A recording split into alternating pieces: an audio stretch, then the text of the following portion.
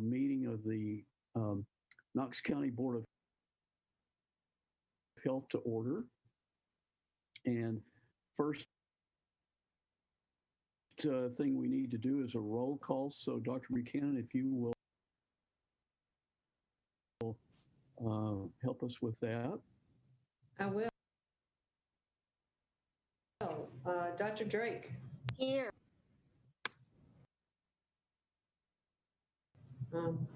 Dr. Go.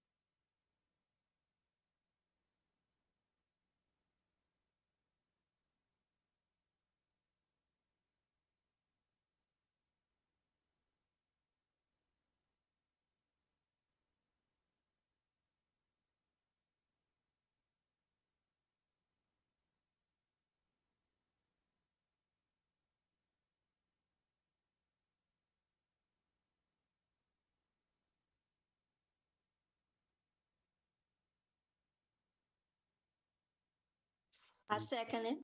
So we have a motion and a second, and we'll have a roll call vote on this. So Dr. Buchanan, if you'll lead that roll call vote for us, please.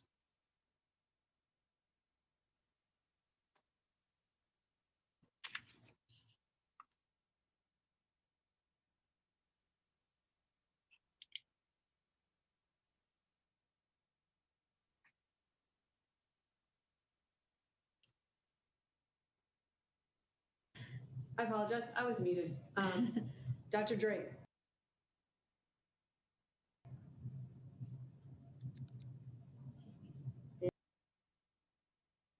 And unmute yourself, please. Yes. Thank you. Dr. Gocher. Yes. Dr. Hurt. Yes. Mayor Jacobs. Yes. Dr. O'Brien. Yes. Dr. Shamia. Yes. And Ms. Wagner. Yes. Thank you. All members present voting yes. So we have approved the minutes from September 2nd meeting. The next item on our agenda is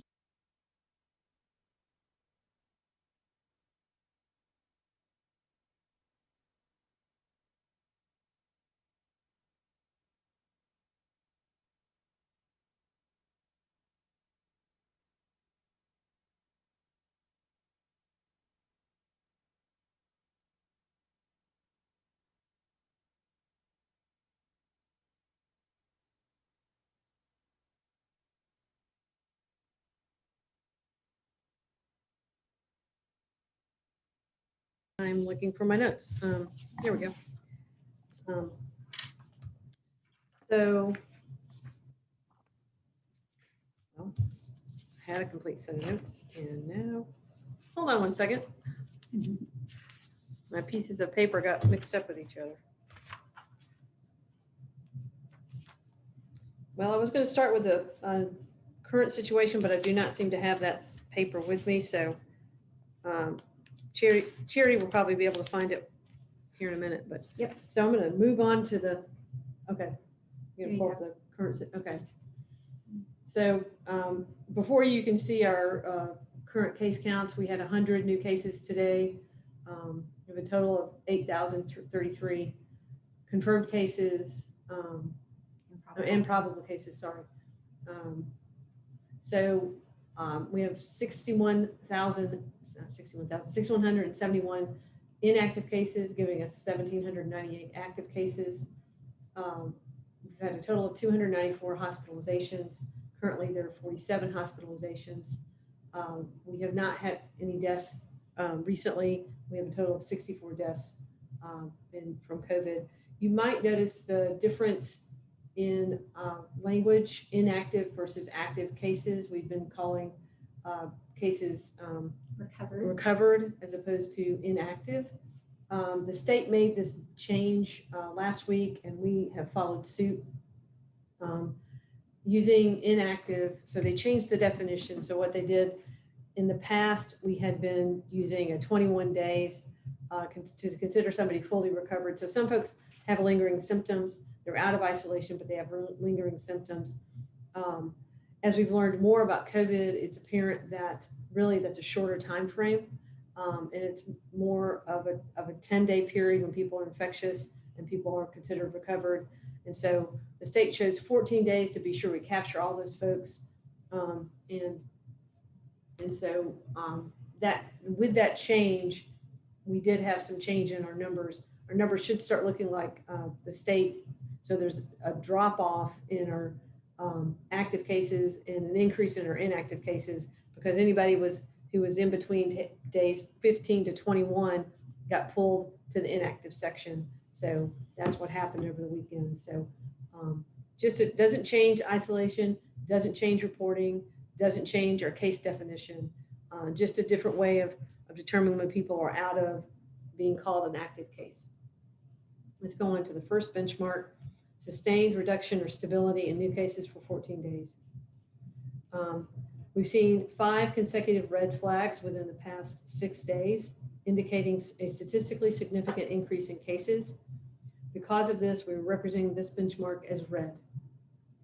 The majority of the new cases we are seeing are in the 10 to 20, or 11 to 20, and 21 to 30 age groups. As school is now well underway, this further stresses the importance of following the 5 core actions in every situation. And actually, if we look at the data, and I apologize, you don't have this before you, but we certainly can share it. But the 11 to 20 year old age groups have had a 279% growth rate since 7/28. And a lot of that growth has been in the last couple of weeks. So we certainly are concerned about the growth in our school age and college age people and cases, and something for the board to keep in mind as we consider what we can do to help impact that. Is there anything else you want to say about that, Charity? No, ma'am. Okay. So we will go on to our second benchmark, community-wide sustained and increased diagnostic testing or decreased test result reporting turnaround time. Over the 14-day evaluation period, lab turnaround time continues to trend down at less than a 2-day average, which is really a positive thing.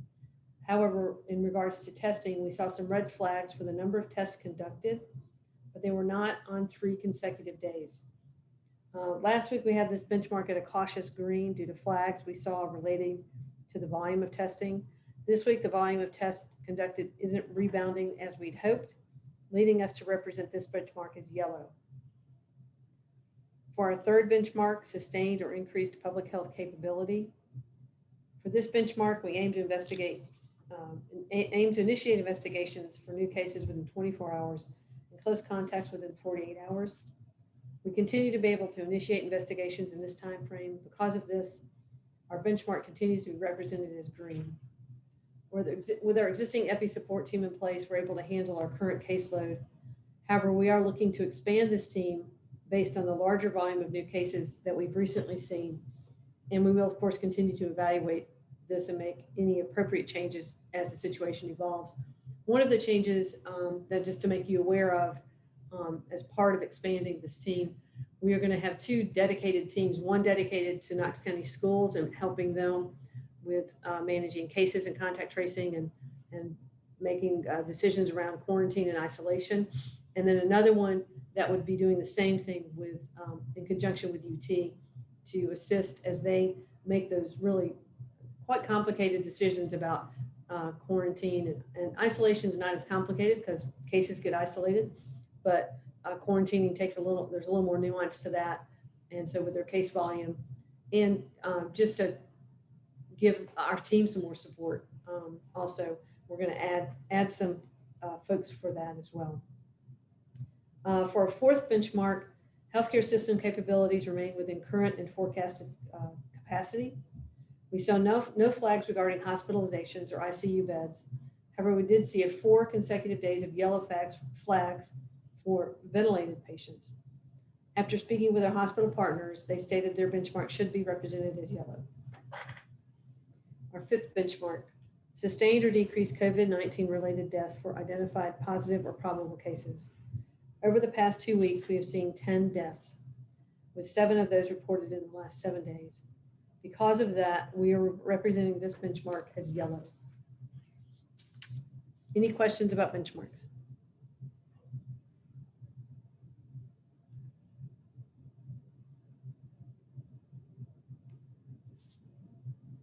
Any further questions or discussions on the Knox County benchmarks? Discussion, anything to add to that? If not, Dr. Buchanan, thank you for a very complete report. And next on the agenda is the University of Tennessee Medical Center's data update by Dr. Shamia. And Dr. Shamia, if you have those figures available, we appreciate your report. Thank you. So I'm working on it. We're working on it. I'm not as practiced as Catherine is. We have a new tech support tonight, so bear with us. Understand. well, we're not going anywhere. So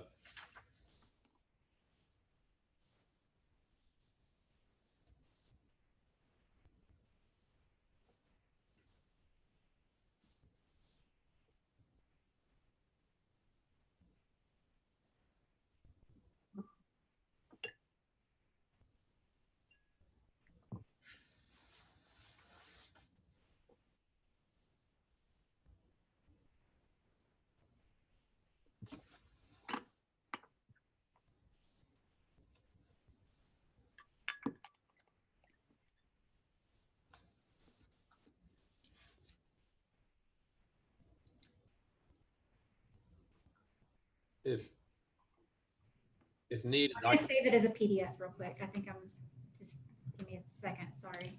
okay. I was going to say, I think I can potentially. Yeah, if you want to drive Dr. Shamia, that's fine. I'll try to get it saved as a PDF. So we'll see who gets there first.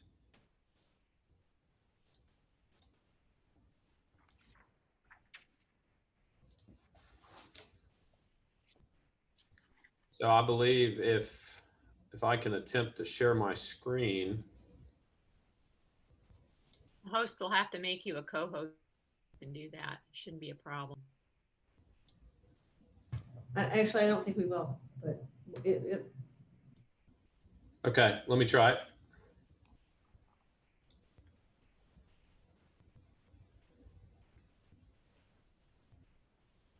and here we go. Did you get there first? Yes, sir. Okay, perfect. That, believe me, that'll go better. Okay, so I think we're gonna, as usual, shows things similar and make conclusions similar to what Dr. Buchanan said. So next slide, please. So as we have seen more cases diagnosed in that younger demographic, that 11 to 20 and 21 to 30, we'll see that there's, I think the important point to make here is that the correlation still exists. We've seen that number, that 38, which was, had been 40. And when we started all of this was in the higher 40s. We've seen it ever so slowly creep down, but the correlation between cases and hospitalizations continues to exist. Next slide, please. So what this shows is that, and it's all consistent, is that we've accelerated again. So if you look at Knox County on the left, that 9, which was meaning 9 days to add that next 1,000 new cases, that was not on last week's slide. And so we had gone from 8 to 11 to 13 days to add that next 1,000, and now it's back to 9 days to add that 1,000. Then on the Knoxville district, you can see on the far right-hand side, that 6 we had projected, but we had not reached it yet. And the 4 on the far right-hand side is new. We do have a sense, though, that Knox County cases are driving that acceleration in the district as the population center. Next slide, please. So I think this is notable, and I'll show on I believe it's my next slide where I show some age breakdown. But you see in this most recent week, we had 778 cases, which is our second worst single week that we've had in terms of cases diagnosed. And so over on the right, we would expect September, it's early, but to track is probably similar to July and August. In the district at the bottom, you see that it's not quite as dramatic in terms of the new cases, again, likely being driven by Knox County, however, but that downward trend has stopped, and now we're into more of a solidly upward trend. Next slide, please. So this shows the age distribution, and this is going back to August 2nd, and this data is drawn from the TDH, but it is for Knox County. And you see that the 11 to 20 age group has seen that that's the yellow line, has seen that significant increase in cases diagnosed. And what I think we would expect to see, well, if that group mixes with an older, more vulnerable group, then what I think you would expect to see is, and it's not even really about the vulnerability, but it's just about the mixing, is those other age demographics to be pulled up gradually by that same line. It really depends on who associates with who at that point, but clearly dramatic in terms of the difference in the different age groups. Next slide, please. So this we show every time as far as the doubling day growth rate. What I'll simply point out here is if you look at the lower right-hand side, that's the blue is the doubling day rate, and the yellow is a 7-day average. And it looks like they're close to crossing, which would be the first indication that it may start to go back up again. Next slide, please.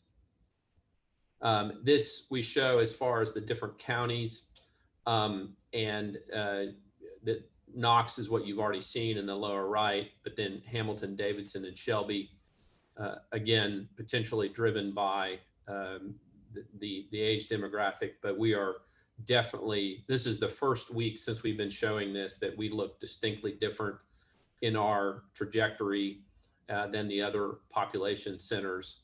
And actually we've had the highest, the scale is different on the left-hand side, but we've had the highest growth rate of the 4, is my understanding. Next slide. Then hospitalizations, Knox County and the THA Knoxville district. The hospitalizations in Knox County increased actually a little more than I might have expected at this point, but it's certainly tracking consistently with the increase in cases. On the right-hand side, you do see that August, I believe we showed that last time, August was certainly a better month than July, but at the current time, tracking that September would potentially be a worse month than August. Same exact pattern in the district, although again, not quite as dramatic, but going from 34 to 43 new hospitalizations. And then next slide, please. And then the census, remember last slide was new hospitalizations. This is the number of patients in the hospital on any given day. And I always tell you that this is the one that's most subject to variances in the data, where if hospitals didn't report in a particular day, that could be, or more than one did not, that could be a particular reason why it's jagged. So we ended at 125, which notably, even though there was some up and down, was where we were last week at the same time. Next slide, please. So this just though projects that we're projecting a little bit higher into early October. And And then to show the last three projections, next slide, please. There you see the blue, which was August 26th projection, the orange, which was September 2nd, and then the pink or red, which is the one from today. Still significantly less than when we were truly on the way up on the left-hand side of the graph, where we were projecting close to 400 in a similar time frame, projecting in the future. Next slide, please.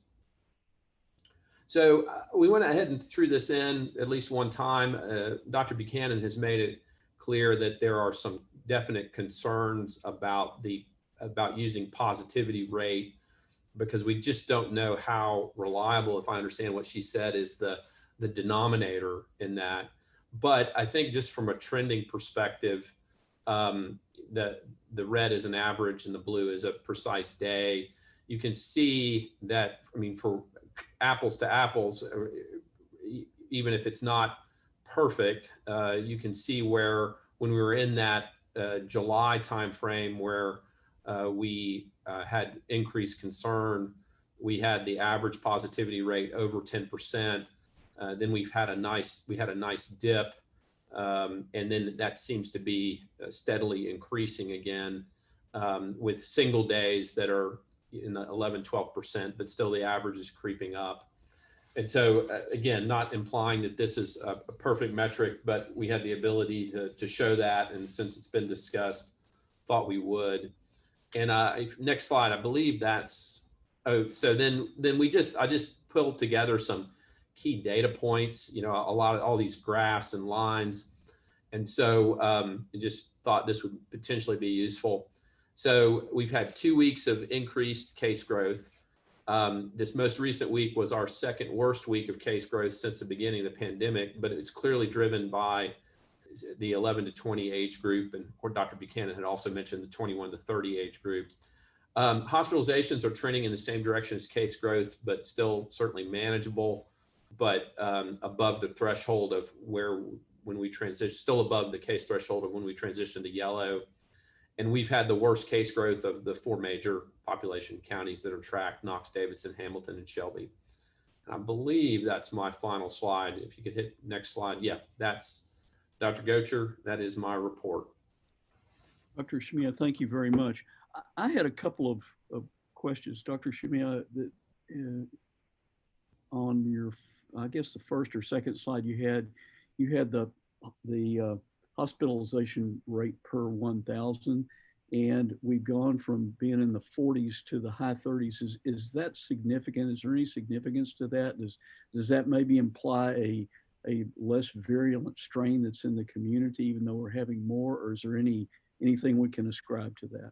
I ascribe that as we've progressed, and as that age slide showed, I mean, we have definitely been testing more of a younger population, or at least finding a lot more positive cases. And we know that, at least based on our understanding of this virus to date, those people are not particularly likely to generate hospitalizations. It's more the people that they may mix with. It's not impossible that the younger folks can end up in the hospital. And actually, when I was showing you every week our hospital age cutoffs, we had people in their 20s in the hospital at any given time. But across a population, they're less likely to be in the hospital. So I think that starts to drag that number down. It's more a factor of the denominator then. The new cases are in that younger demographic.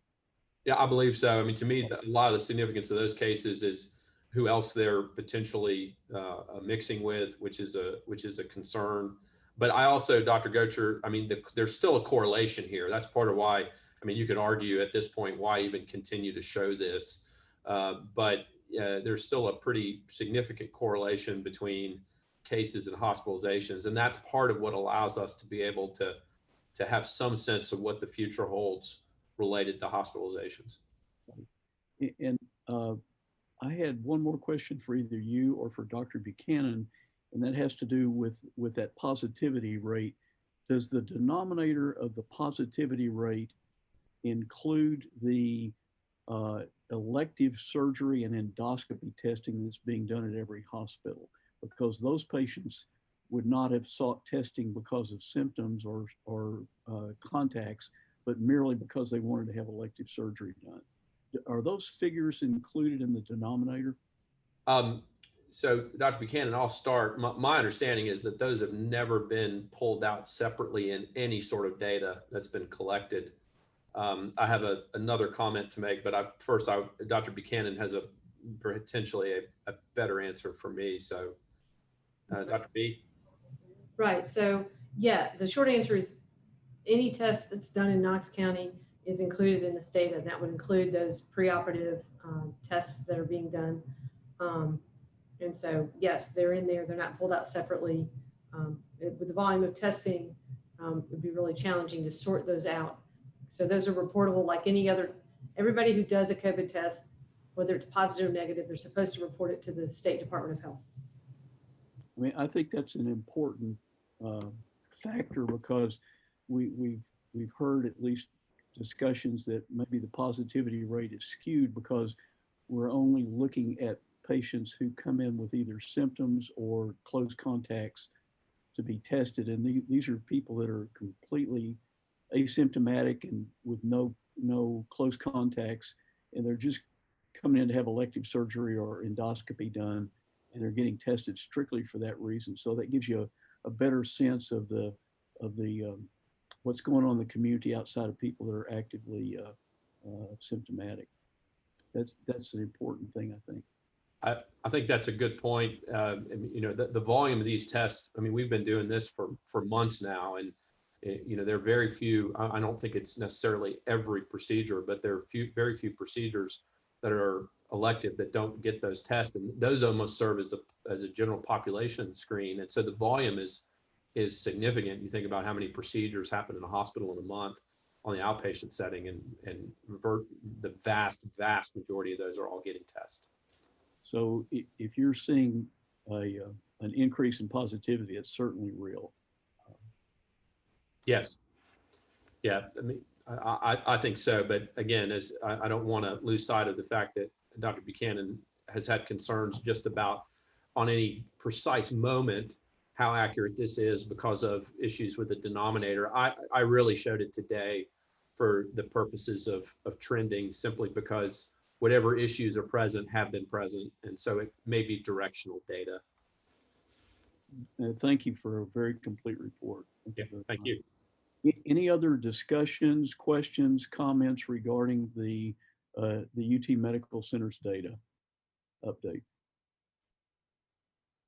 If not, again, thank you for a great report. And the next item on the agenda is going to be our educational institution updates. And so we're going to call first on the University of Tennessee, and Dr. Plowman, we'd like to have you address this if you would, and thank you.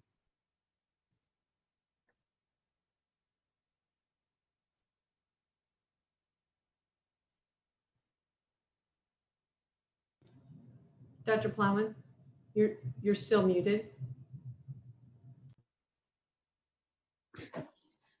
Thank you for having me here. I was here a week ago, and many of you probably listen to the regular twice a week updates I do, Tuesday and Friday, 11:30. And so today I'll keep it short. I'm going to give you two sets of numbers. I have no visuals. Oh, you know what? I don't need those. We can look at it. That's fine. So the numbers I want you to look at here is today's numbers as active cases. We have 616 students who are positive right now. A week ago, on September 2nd, that number was 303. That in some ways sums up where we're at. The other one, the next slide, I believe that you have, is the number of people who are self-isolating. So, and they are either quarantining or isolating because they have a positive test. Last week when I was here, I told you that total number on September 2nd was about 730 students. As of today, it is 2,000, it's almost 2,000 students. So we've doubled the number of positive cases in 1 week. we've almost tripled the numbers of students needing isolation. And that's all I'll need of the slides. I won't go into the next one really. You can see those on our website. So I just want to talk to you a little bit about where we are. Clearly, we've got to make a change in our environment, changing behaviors. And I've talked to the campus about this week. First thing that we've done is today we notified residents in one of our dorms, Massey, that they would be moving out, and we will turn that entire dorm into an isolation dorm. That will give us 580 beds. We also have isolation beds in the Holiday Inn. So that will, and at that point, we will be testing every student before they move out of Massey to make sure we're not placing a student who tests positive and doesn't know they even have it in another dorm. That will take us obviously about 2 weeks to get that dorm empty. And then our goal is to be at a place where we can manage, be at a level where we can manage the number of positive cases with the rooms that we have. Additionally, I told the campus just this past week, we're looking at what other universities have done and putting all options on the table. Many universities have taken sort of a 2-week break and said, let's just kind of stop what we're doing here a little bit in terms of interactions and meetings and events and take a breath and see if we can't get ahead of this. And so we're looking at all sorts of possible options. Once we empty Massey, we're going to begin a systematic surveillance testing approach on campus. So we'll be able to isolate where before we see a cluster, go in and test and remove people and put them in the isolation dorm. So I'm going to leave it at that right now. That's just a quick summary, but it's not good news. I'm very grateful to the partnership with Knox County Health Department. They've been wonderful. The state's been great. Our goal is to help kids stay on track to graduation and be safe, healthy, and stay happy too. We also have a big commitment to the community. We don't want to overrun the healthcare systems. That's a concern. And we don't want to drive the numbers up, which it looks like is starting to happen here in the county. So I'll just leave it right at that. And if there's a question, I'd be happy to handle it. I think I've got some noise going on here. The presidential race is less certain. Plus, we could see a lot Any of questions? litigation over Yeah, ballots. Chancellor, thank you for your report and for all the very hard work that I know that the university has done, your team and everybody there. Just out of curiosity, how many kids do you have both on campus and off campus now? So we about have 700 or so? we have Is a that total of 30,000 students, roughly a little over that. About 7,700 on campus. 6,700 are in the dorms. Okay. And about 1,000 are in Greek houses. And honestly, our focus right now is really trying to help students who are off campus and are, they're self-isolating wherever they live. And then try to manage it on campus so it doesn't spread through the dorms at a faster rate than we can handle with the isolation beds. Thank you.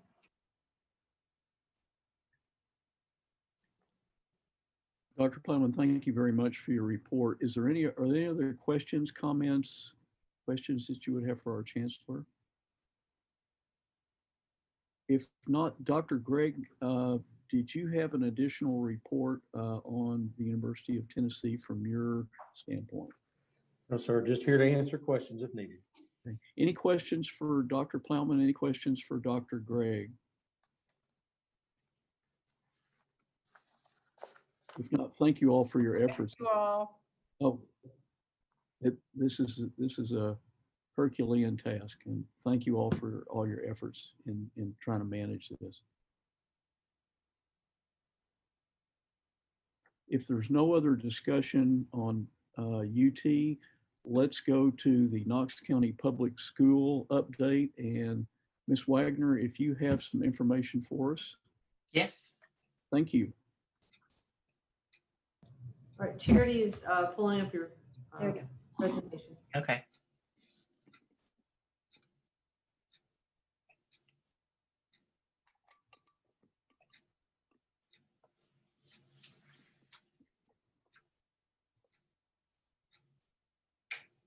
Okay.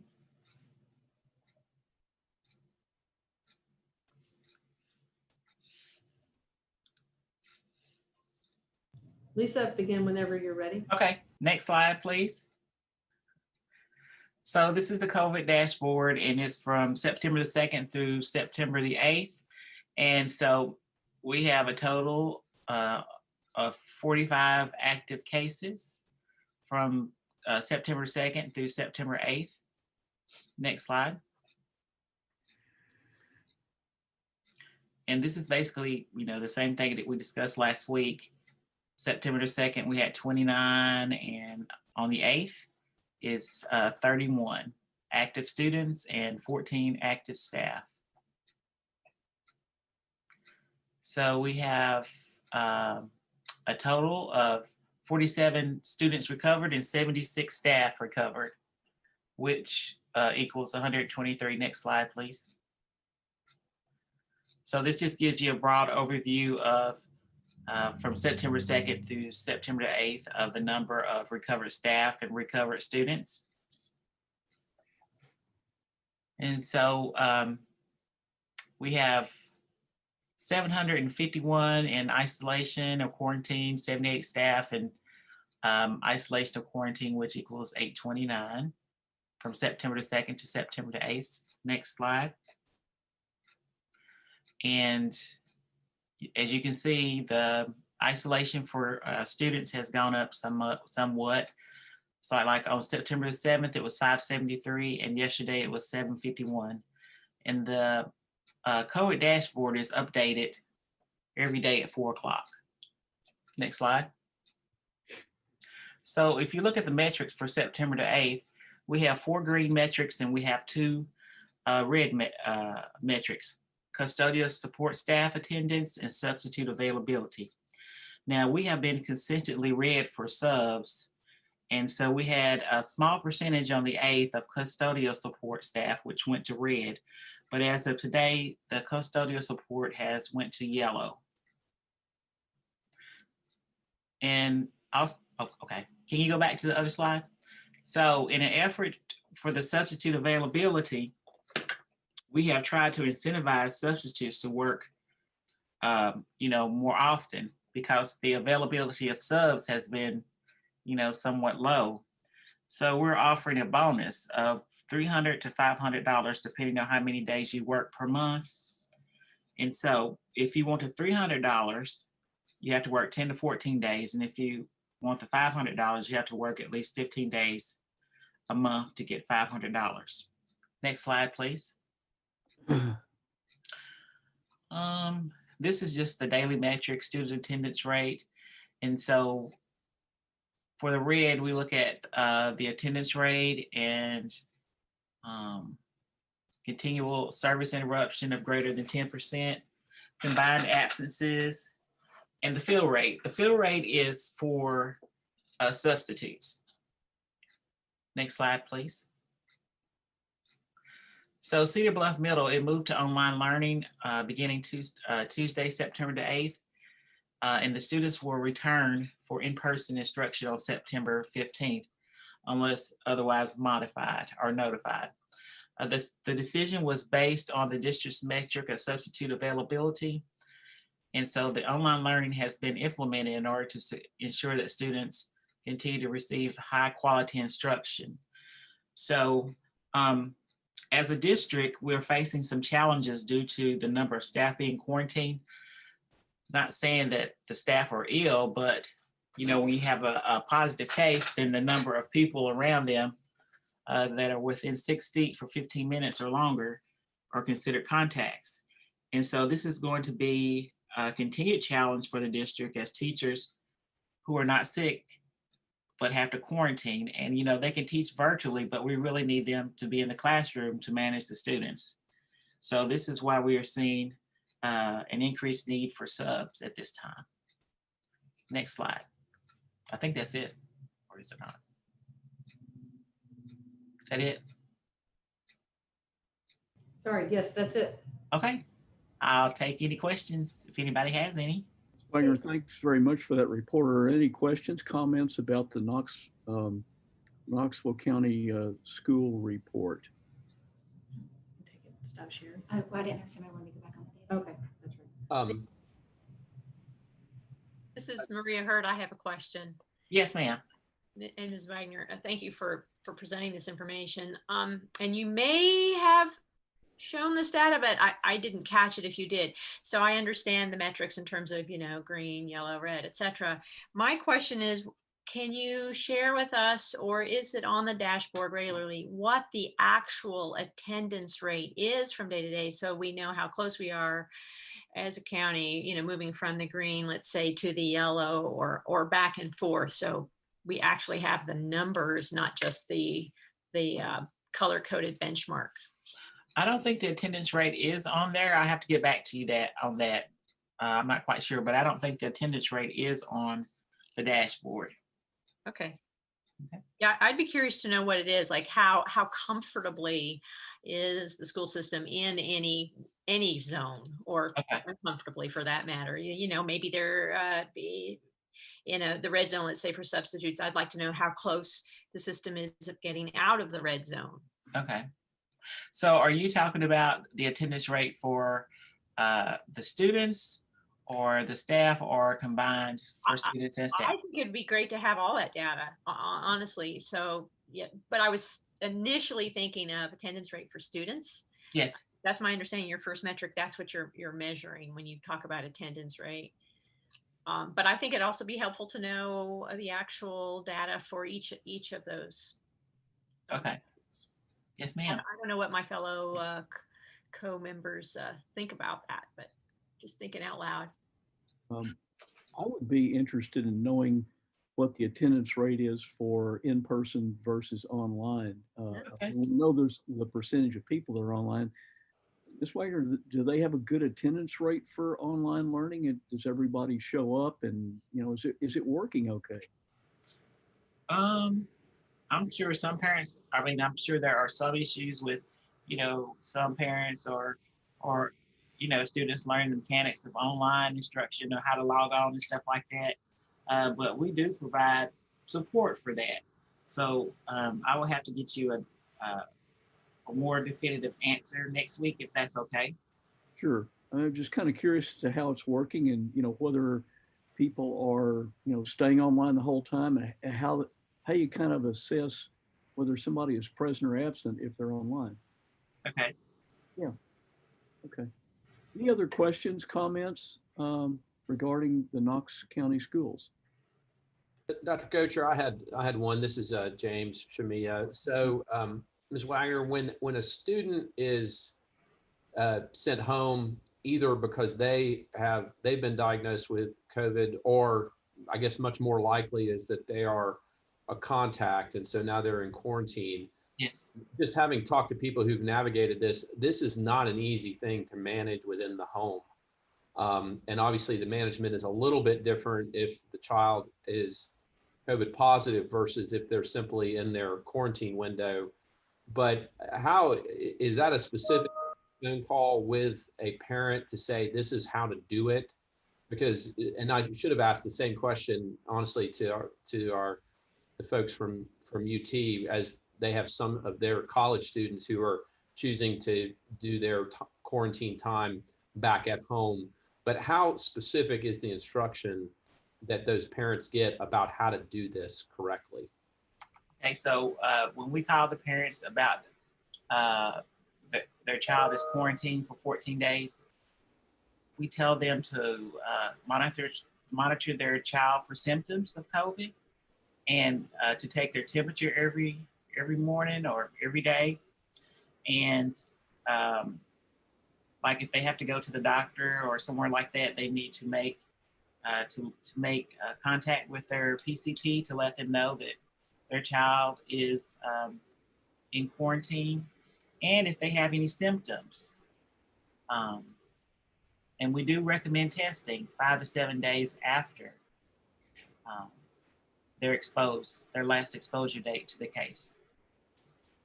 Okay, so let me ask a follow-up question, and this may be also Dr. Buchanan, if you want to at some point jump in, either one of you. So if it is a child who is old enough to not to really largely care for themselves. And it's a contact. It's not COVID positive. I mean, are they in their room a lot of the time? If they're out and about in the house, is everyone instructed to wear a mask?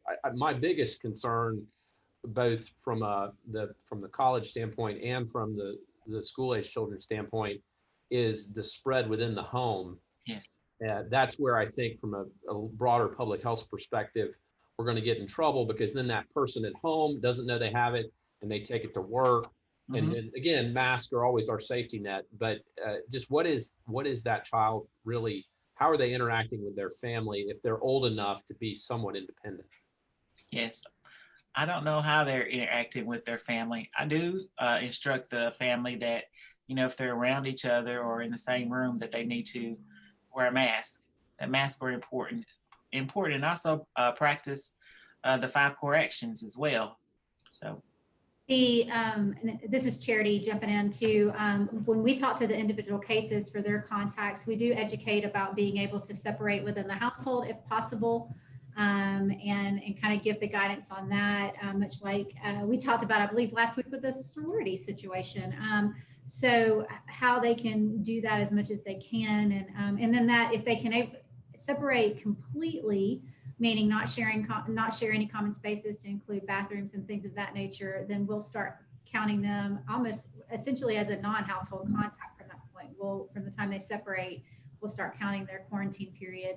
But that is good information. We'll make sure that Ms. Wagner, we get you more information on that stuff to share as well when you're talking to the students and your team are talking to the students. I think there's a letter that has some of that information in it as well. But we'll make sure that does that go out with those parents at this time? I can't remember where we landed on that, Ms. Wagner. yes, we started sending those letters out today. Okay. And just the final, thank you. So final follow-up question though, it almost seems to me like this is more straightforward if the child or college student is COVID positive. That seems to be probably, that message is easier to send. But if they're simply a contact and they're mixing in the household, and let's say on day 5 or 6 they become positive because they were a contact, so that's the whole point of quarantine. And if they're not kind of following those 5 core actions within the home, and maybe they never develop symptoms, but someone else in the family who's more vulnerable is exposed and does, and yet never even knew that the student was positive. And so, I mean, it just seems inherently it's going to be harder to follow those types of rules within a household when the student has simply been a contact, but theoretically it may be just as important. And the same guidance on our end is given. We talked to everybody about that, just again, trying to protect your household members. But it is probably harder to conceptualize when you're not the case and you've maybe just been a close contact outside of the household to someone. But I do agree with making sure that we have that as a very strong message for those folks, because it is challenging. And it's very challenging, obviously, when you have the little children in the house, no matter what. Of course, yeah, no, very good. Thank you very much. And thanks, Ms. Wagner, for your report. Any other questions, comments, discussion on Knox County Schools report for this week? If not, again, thank you. And the next item on the agenda is the COVID-19 face covering regulation 2020-1, again for review and discussion. Dr. Buchanan, would you like to lead out that discussion, or where shall we take this? So we continue to hand out masks. We continue to respond to complaints about people not wearing masks. So we have 3 to 4 complaints from non-food facilities, usually residents complaining that a facility is not enforcing the mask mandate, and about 4 to 5 similar complaints from food facilities, where patrons call in and say some place is not enforcing, making people wear masks. our response to that is always to reach out and educate and inform and encourage that facility to facilitate people wearing masks in their place. But I continue to see people wearing masks regularly when I'm out and about running errands. But complaints have kind of leveled off. They're not, so, I mean, and it varies whether a business owner is enforcing mask wearing or not. Most of the places I go, signage is there. Most people are in masks, but I also have kind of a small circle of places that I go. So. Any other comments, points of discussion about 2020-1? Well, I'll just bring up the fact that I think, just to tell the public, I think it's still a little too early at this point for us to say as of tonight that we could stop having our mask regulation. I think we see that we have some issues ongoing right now, that it does appear to help us. I know that we get a lot of information in our emails from various members of the community showing different studies with different data points, but it's the one thing that is basically non-economic. It is, everybody now has masks pretty much. We are getting into the habit of using them. And I think we need to continue at this time until we can get a definite downward trend and see if we can get this getting slowed down sometime in the next few weeks and or months. We just don't know what the timeline is. People want us to say, what's that one data point that will cause us to rescind this? I don't think there is one. I think it's looking at the whole picture, looking at multiple benchmarks and looking at what our community is doing. And in general, just from personal observation, most people are observing this. We do have some issues in certain areas, which I'm going to reserve comment until we get to the next line item to talk about that. So I think we just need to let the public know we need to continue what we're doing, and please be patient and forge ahead. Any other questions, comments, discussion?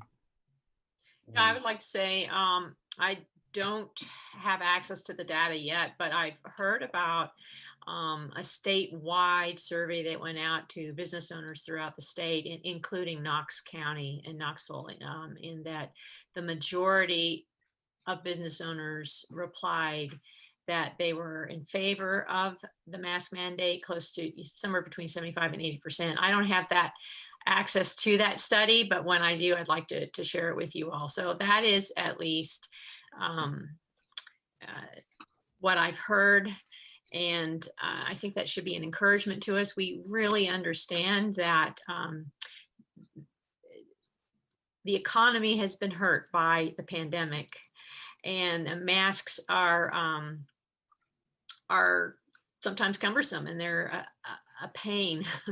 But the majority of people we've seen, just anecdotally and empirically, and then again from this survey that was done, the majority of people understand that it's a necessary, cumbersome obligation to keep each other safe.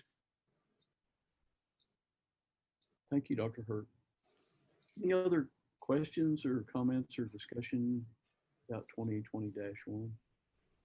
Just a broader comment about kind of the 5 core actions again. I think that one thing that, look, we're going to learn as we go, and some of this is going to be observational, but I think one of the things that we may be learning from colleges, and I'm not talking about just our university here, but I'm talking about, we're hearing about this colleges across the country, but I think there's an understandable thought that the 5 core actions are less likely to be followed in that college age community, in that environment. But what we're seeing is case rates that are just really impressive. They're stunning how fast that now that it doesn't say that these are people who are particularly vulnerable that are going to get particularly sick, but it does speak, and I think my opinion of that is, what I infer from it is it speaks to the infectiousness of when you test the way you're supposed to test, when you do the surveillance the way that has been described, that it's very easy to spread. That still seems to be true. Now, what it doesn't speak to is what's called the virulence of it, or how sick those people will get, and more from my standpoint, who that then gets spread to. And that gets back to the whole thought about, the community masks are very important to me for the reasons that have already been articulated, but it's also going to be some of that activity within the household where we all know that, let's just face it, wearing a mask in your house is a very difficult thing to do. But I think that the college data does suggest that if you look at the case rate in a college, if you put a bubble over that population, it's about a 2% positivity rate in a very short period of time. Dr. Shamika, have you seen the study from Vanderbilt that hospitalizations versus masks, and they are doing some data with hospitals that get patients from counties that do not have the mask requirement compared to counties that do have it. And it's significant, the difference in hospitalizations. I have not seen that. I'll definitely try to look at that between now and next week's meeting. Thank you. Any other comments, questions, or discussions on 2020-1?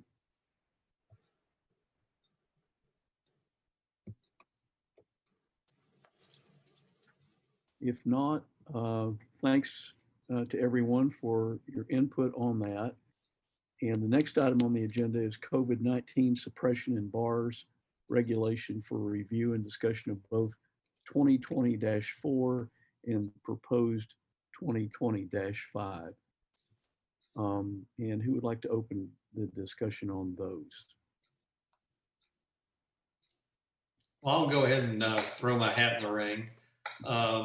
One of the things I've done in the last few days is try to talk to law enforcement to see how we're doing in our community vis-a-vis our regulations, and what are the issues from a law enforcement standpoint on trying to follow what we have already placed in regulation. And what I've gotten in talking to the top levels of our departments locally is that there are several issues that they run into, and just some information that they gave me was that during the first week or so of this, that there seemed to be pretty good compliance in our community, that they would try to educate, at least within the city and within the UT community that this regulation was in force, and to please try to follow this. And what's happened is that has gone by the wayside. There are multiple businesses that are not following our regulation. That is occurring in areas around the university and other parts of the city. And because of this, and in asking law enforcement about that, so what can you do? So, well, the issue is, it's difficult at that moment to say, okay, do you fit the criteria based on the less than 50% sales? And they'll throw out something saying, well, we actually just meet that, and there's no way to prove it. And what's happened is the places that have been our main area of concern are open and are remaining open. Now, the other thing that I've been able to glean in these discussions is that these folks in law enforcement feel that, again, just as we have seen through our data, that community spread is not from congregating in business locations, it's from personal gatherings, and especially in the university community. And so they feel, I think at this point, my way of bringing this up is that we have a great intention. We're trying to do what's right. We're trying to keep people safe. But the function of this regulation is it's not working. It's not being enforced. It's not going to be enforced. There's no good way to do it, and that we should know that. And it's not that they're not trying or not trying to educate and go out there.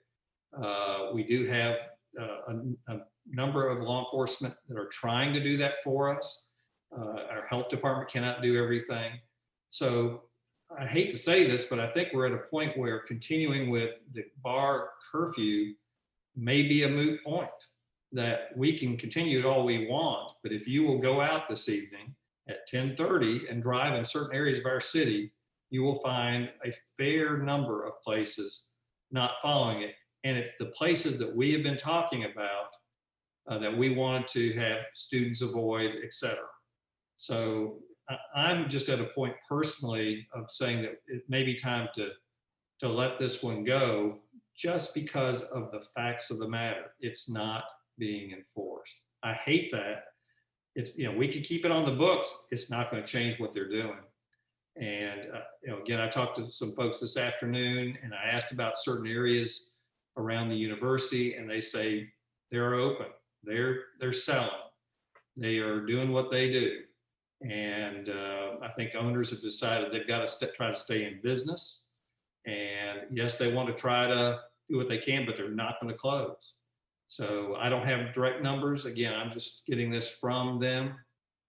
I got a report given to me Saturday night. Somebody contacted me about a certain place downtown at 10:30 at night, wanting me to do something. And I called KPD and left it with them. The unfortunate thing is they can go out there and try to educate them, but they don't have a way to like close the doors or change things immediately. So at this point, I think us as a board, really working on the 5 core actions, educating the community, continuing the mask mandate is where we can make an impact. I don't think no matter what we do with this regulation, we're going to have an impact. And I hate that, but that's the reality that I'm getting in my discussions with people in the know. So I want everybody to know that. And, you know, going forward, I think we may just need to let these drop as of now. Any other discussion regarding that? So, Just one comment on that. You know, when we look around the state and look at other metropolitan areas such as Davidson County, Shelby, and Hamilton, who've had success, as we can see, in reducing their numbers. The health officer in those counties has utilized, or the health director, either one, has utilized some of the authority that they have to, I'm not sure if they've closed those facilities or cited them. We haven't gone down that road, Mr. Sanders. There are some authorities that the health officer, or primarily probably more the health director authorities, that could come to bear. That's just a question. If somebody's not following the regulation of the Board of Health. Yes, both as health officer and health director are 2 separate statutes that come into play, but both the health officer and the health director both have authority in that situation. So probably the health director's authority is a little more on point. The health officers, the reasoning under the health officer's authority is really more related to unsanitary conditions. So you'd have to define what unsanitary is in this context. But health director's authority is pretty much on point as far as being able to impose restrictions or put some teeth behind any regulation the Board of Health has if necessary. And we've talked about it a little bit in private about, you know, various instances where you could do it on the front end of going to court versus the back end of going to court, and depending on how serious the threat is, and we can guide you through that if necessary. Right. So, I mean, that is an avenue. The challenge with that is, I mean, honestly, that's a lot of, we do occasionally exercise the health officer's authority in relationship to, for instance, a TB case that doesn't want to comply with treatment. That's with an individual, and even that is it's a lot of work. So, you know, I don't know about the feasibility of being able to do something like that to scale where it would be impactful. Does that make sense? Where it kind of becomes whack-a-mole. You know, if you get one you've got others that pop up. Not a reason not to do it, but I mean, it is out there. I haven't exercised that. And, you know, it certainly could be challenged. You know, there's a process.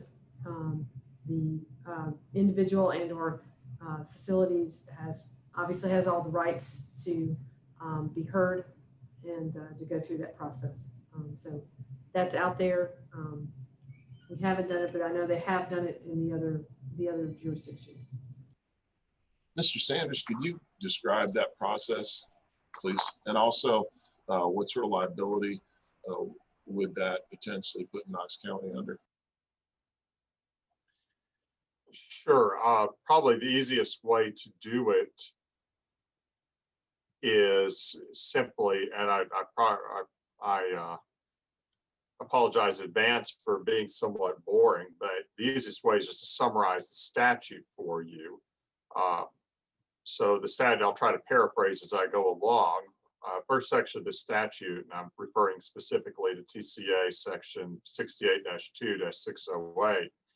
Whenever it appears to the county health director that a condition or activity exists or is threatened that may violate laws, regulations, resolutions, etc., the health director may issue an order for any of the following: cessation of the activity, removal of the condition, revocation, suspension, or impositions on conditions on a license or permit. That would be within the director's authority.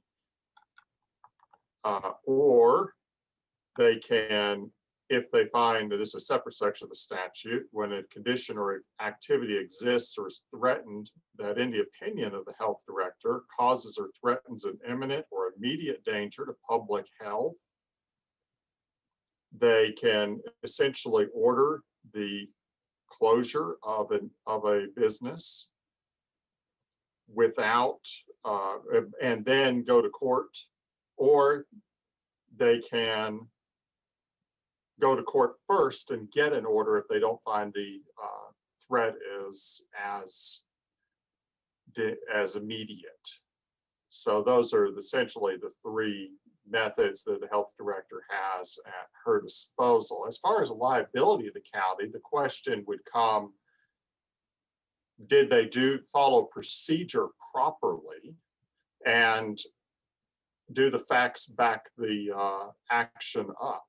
It's hard to answer that in a hypothetical. I understand, but basically my question is the county's going to get sued because each one of these cases has to be potentially, but each one of these cases it's a case by case in this situation, correct? That it is certainly a case by case, and I think you are accurate in saying that a business owner will almost certainly their first call is going to be to their lawyer, but whether they will be able to successfully sue, I certainly hope not. That's my job, is to guide the health director through that process and hope that we come out doing this with all procedural safeguards intact so that there is not a successful lawsuit. But of course, I can't prevent someone from filing one on the front end.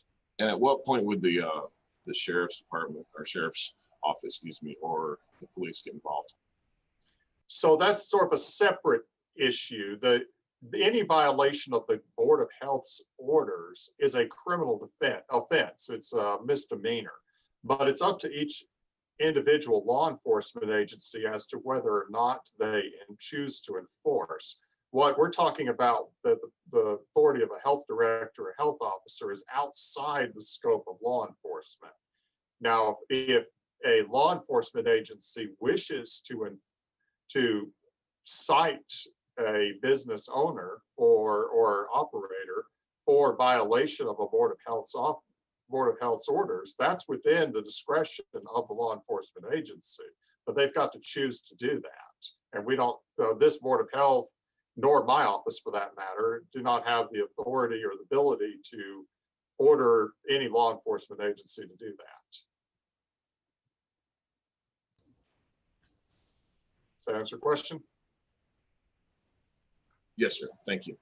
Any other questions, comments, or discussion?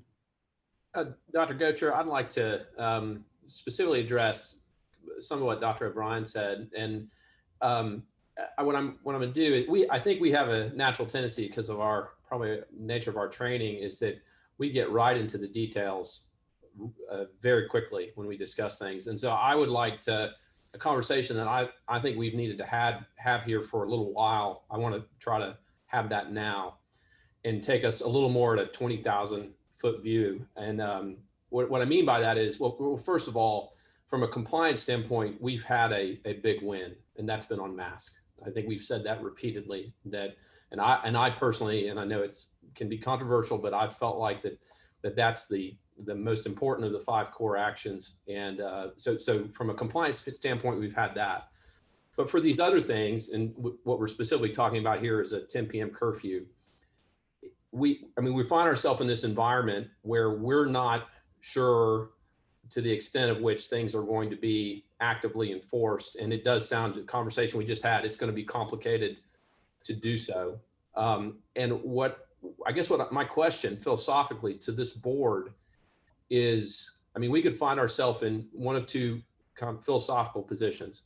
One is that we're not perfect at predicting the future, but we do have some experience with this virus at this point to have a sense of what's going to happen. And so we've taken this very measured approach, trying to be proportional to the situation, trying our best in a very difficult environment to be fair and have, create things that may be somewhat difficult to enforce. But we're trying to do it gradually. The other fundamental approach to some of this is that, some of this die has been cast, and guys, just looking at what I have seen and what I expect, I expect that we are going to see, again, I may be wrong, I hope I'm wrong, but I think we're going to see worse numbers, including worse hospitalizations than we saw midsummer. Doesn't mean it's going to be catastrophic, doesn't mean it's going to be unmanageable, but we're going to be talking about worse data for, I think, a period of time. And so the other philosophical approach is that we wait and we do more if forced to, if we feel like we have to, we do more definitive things, but do them later more as a bailout. And knowing that we've got that 4 to 6 week lag. But for example, it is, to Dr. O'Brien's point, at 10:30 p.m. at night, not knowing somebody's inside their books, you can't really react at that point. But a closure is cleaner. A closure is something, and let's not forget, we did have a bar closure briefly, very briefly. And so there is that precedent.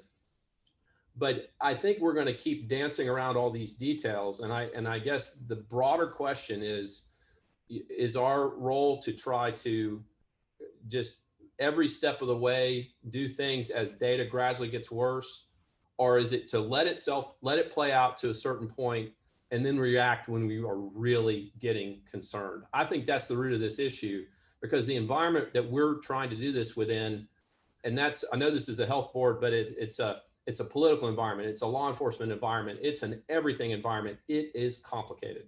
And so I don't have that answer, but I turn that over to, I think if we don't discuss that, then we need to have that discussion in these coming weeks, now, to prepare us for these coming weeks. Dr. Shamia, thank you for those comments. I have a comment about this, because when we went from closing down bars to having them open at 10 o'clock, there were several, in my subjective opinion, there were several responsible people that were encouraged by this, because at least we gave them a window to try to earn a living. And some of these people, I think, and I don't know by firsthand experience because I haven't been out looking around, but I think these people, many have remained responsible, and their businesses may be suffering because there's just a lot of renegades out there that are not obeying this. And it may be better for all involved to make this an advisory discussion rather than a mandate. And I agree with what Dr. O'Brien has said from a practical standpoint of enforcement and the very negative of going legally down the road with a lot of lawsuits and closures and terrible, really terrible overall outcomes that none of us would like. I mean, it may be better to go advisory on this and watch it very carefully along the lines of what Dr. Shamia said, knowing that that there's going to be some increase in cases as a result of this. But if our owners, if we did this, were responsible with masks and responsible with attempts at social distancing, it would certainly go a long way. But I remain frustrated personally by this, and I think others are expressing that same concept. I think if you try to clamp down, the harder you try to clamp down, really the more difficult it's going to be. Thoughts about that?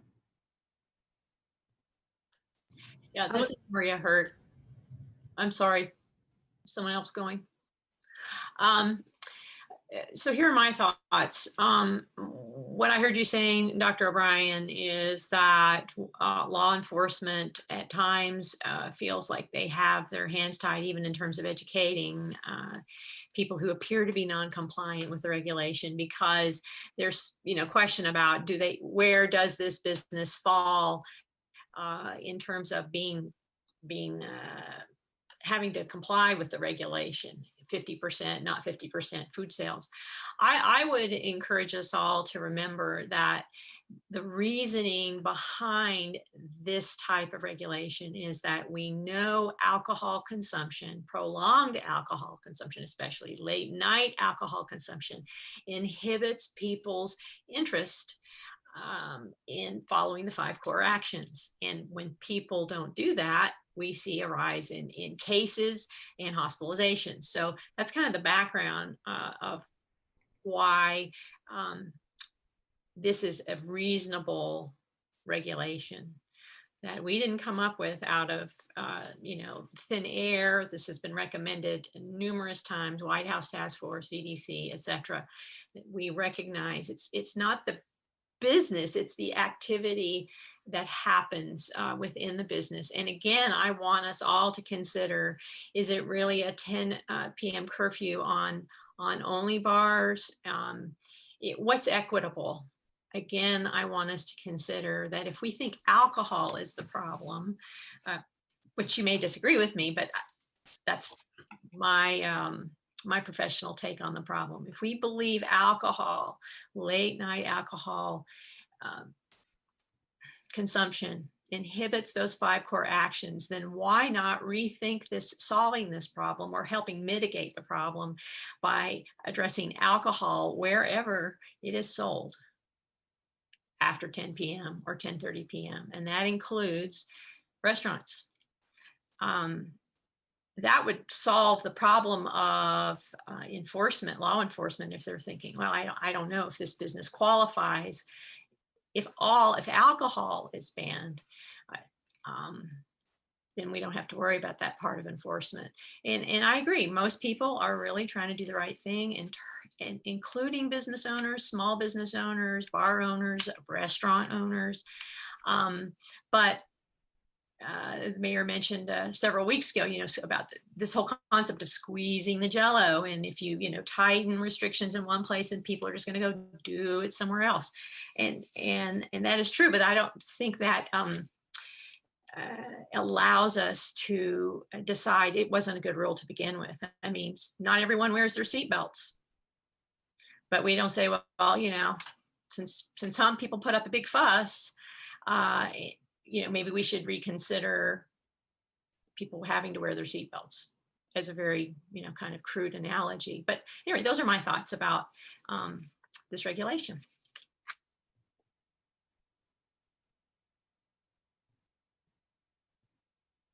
Comments, questions, discussion? Just one more thing. In talking about where we're having issues, I want to ask this maybe of Charity. Have we seen any issues coming up from any businesses where they are cluster sites, restaurants, big box stores, any place like that? And just anecdotally, I was told by UTPD that their concern has been basically personal gatherings at non-businesses as being an issue for them. So I just throw that out. But do we have anything that shows we are having an issue? Because a lot of these businesses have remained open even though we have our regulation in force. So when we look at our cluster data, our most common location in our most common place to have a cluster is a community setting. And Charity, can you off the top of your head remember what the definition of community setting is? It's kind of the catch-all. Yeah, educational or religious or a lot of different places. It's not restaurants. It's not necessarily bars are not on here, but it's not restaurants. I'm wondering if bars are thrown into that, but Bars would be more than likely in the restaurant Yeah. category. Yeah, at this point in time, I should probably turn my camera on, sorry. Dr. O'Brien, we have really the majority of the clusters we're seeing is what you've been hearing related to campus activities and Greek life and that sort of thing. Anecdotally, hearing more information at this point about from the folks at UT that are helping with contact tracing with the students there and some of their information that activity has picked up in the restaurants and bars in the area. But the identified clusters at this point have been either in houses, off campus houses, or with Greek life at this point. Charity, could I ask a question about, this is one thing I've never understood about from a contact investigation perspective, is all of those organizations that you just described, and this gets to clusters, people tend to know who was there. Mm-hmm. But when you're at a bar, Yeah, that's at a restaurant, you have no idea who was around you.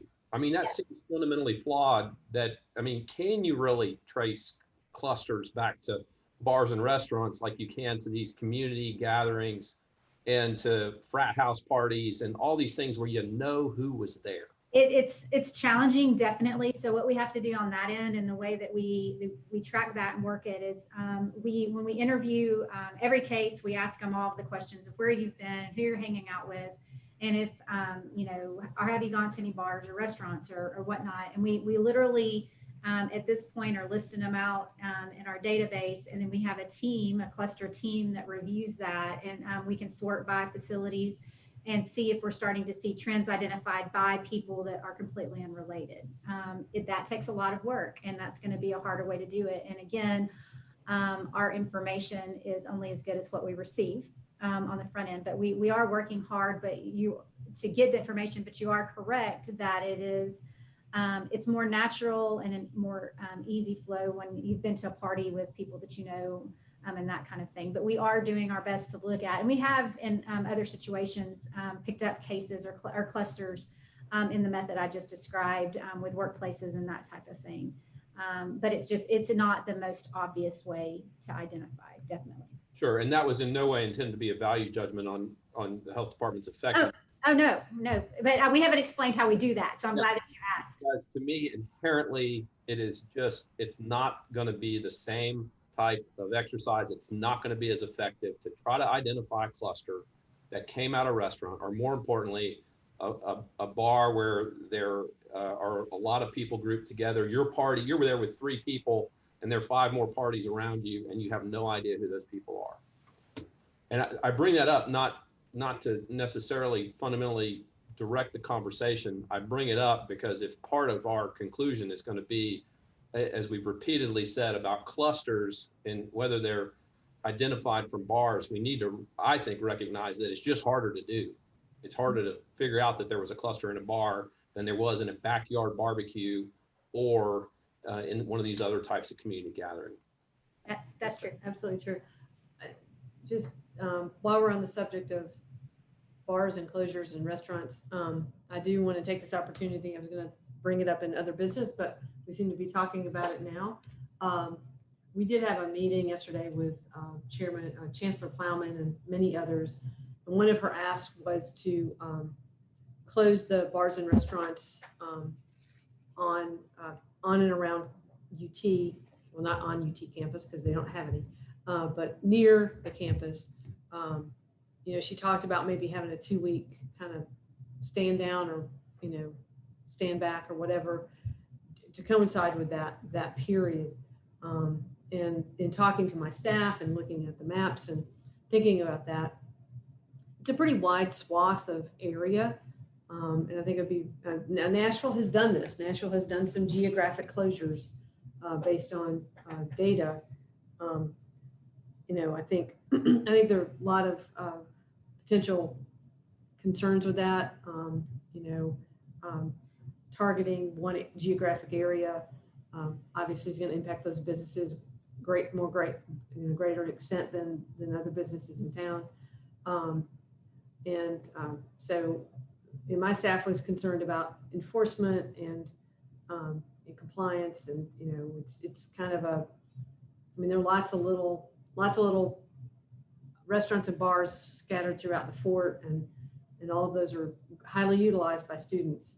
And where would we end that? Where do we draw the line and say, well, students don't go here, because we know students can get in their car and go just about anywhere they want to have a beverage. So I just wanted to bring that up. Chairman Plowman or Chancellor Plowman did ask about doing that, and for this board's consideration, it's really. But I do think that there are lots of businesses that are really trying hard to be compliant, and from some of my staff, concerns about stricter regulation, punishing the good guys who are doing things well and appropriately, and their tables are spaced out. I've been to very few restaurants in town since all this started, but pick and choose the ones that have really good social distancing, and their staff are all in masks, and everybody else can do the same. But so anyway, I just wanted to bring that up for consideration by this board. I don't know the timing of when if they do that, when they would do it, but we do have some examples from Nashville where they had orders to close and associated maps of the city of the areas they were talking about. Comments about that? Questions? If not, I have a comment about it, Dr. Buchanan, and that is that I think it would be, from a legal standpoint, probably to be considered somewhat discriminatory to look at a tight geographical area and not suspect that those business owners would really protest at that. But in a larger sense, from, again, a public health standpoint, if you have these places outside of walking distance and people start driving with a high degree of intoxication, you can expect DUIs, and you can expect accidents, and certainly trauma rising from that to probably go up, which would be a really unintentional consequence that would have an immediate public health negative value. So, Dr. Gocher, I have an additional comment and that is that we had Dr. Plowman present to us today. I don't know if you guys watched her briefing yesterday, but there was without question an urgency in her voice about what's going on at the campus in terms of their rate of growth right now. And so the reality is that if they don't get this under control, and I'm taking these cues from her, that they're going to have to take more drastic action. And if that's the case, every one of these businesses that we've just described in this radius, whatever radius that was that you went through, they're all going to suffer consequences because of if UT has to change their approach. And so, what we talked about a few weeks ago, ideally, this would be a partnership. But, and Dr. Gocher, I had your point about people who are still going to, and Dr. Mayor Jacobs' point about they're going to find a way, and maybe they're in a car when they wouldn't have been in a car otherwise. That's a very valid point. But I do also think that if ultimately we choose to do nothing on this topic, then, I guess there is a precedent in Nashville for some sort of geographic precedence. Then if UT doesn't pull it off, and they're not able to turn this around, we're going to have to accept the fact that that there wasn't an action we took other than the 10 p.m. curfew, which has been questionable effectiveness, that helped. And it's not, I guess my point in that is it's not just about the university and lecture and all that. It is about those businesses in that radius. They're affected by that. And so, I mean, this is truly a rock between a rock and a hard place. But I mean, there's on this one, I think there's even an economic, if you're looking at the longer term, there's even an economic argument to be made either way, which is not our role. And I understand that. We're here as a public health board. So one comment I would have about the input, involvement, and so forth from the University of Tennessee, and I think as a board we'd certainly appreciate Dr. Plowman's or Dr. Gregg's input on this, is that they hold a much more powerful regulatory tool than we do. Because if they wanted to, they could declare all of those facilities or any facility completely off limits. And there are universities throughout the nation that have gone completely online. There are universities that have just shut everything down, and they're struggling to manage it. But if there are some universities where they have just suspended students and they didn't get a refund on their tuition. It's a very powerful tool, much more powerful than what we have. And if they are really feeling that is something that needs to be done, they could pull that trigger unilaterally because they are the educational institution that the students are going to. Now, they could quit school and still go to the bars, but that's unlikely to happen. Nevertheless, Chancellor Plowman continues to make the case that they are reaching the limit of what they can do without consequences to the UT community and the larger community. And that's why we invited her to keep us in the loop, so to speak. And that's why we're considering how best to support her and her team in succeeding. It's so interwoven. Yeah, sure, she could send everyone home, but that comes at a great cost, not only to UT, but to the immediate businesses in the community. It just does. So there, we are in a very difficult place, all of us, in trying to find that narrow path to keep as many people healthy, as many people out of the hospital, but also keep inching forward and people not have to suffer financial crises. If we don't do anything, the numbers are not going to get better.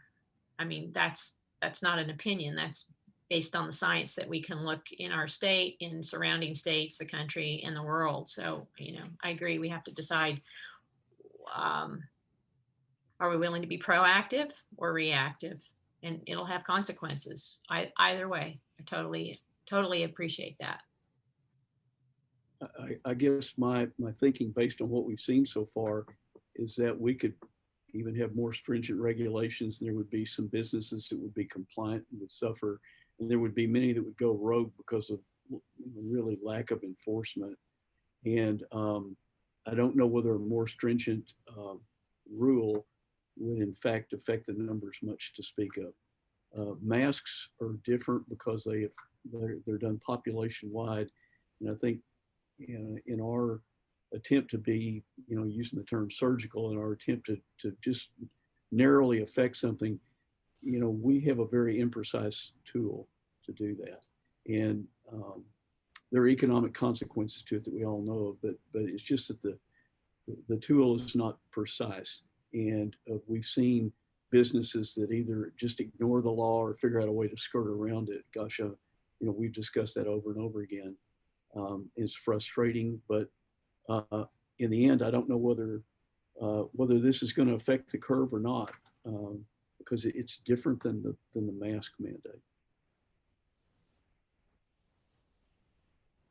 I'm trying to look it up right now, but my understanding is the CDC is reconsidering its recommendations for recognizing bars in general as hotspots. Anyone else familiar with that data or that recent development per the CDC?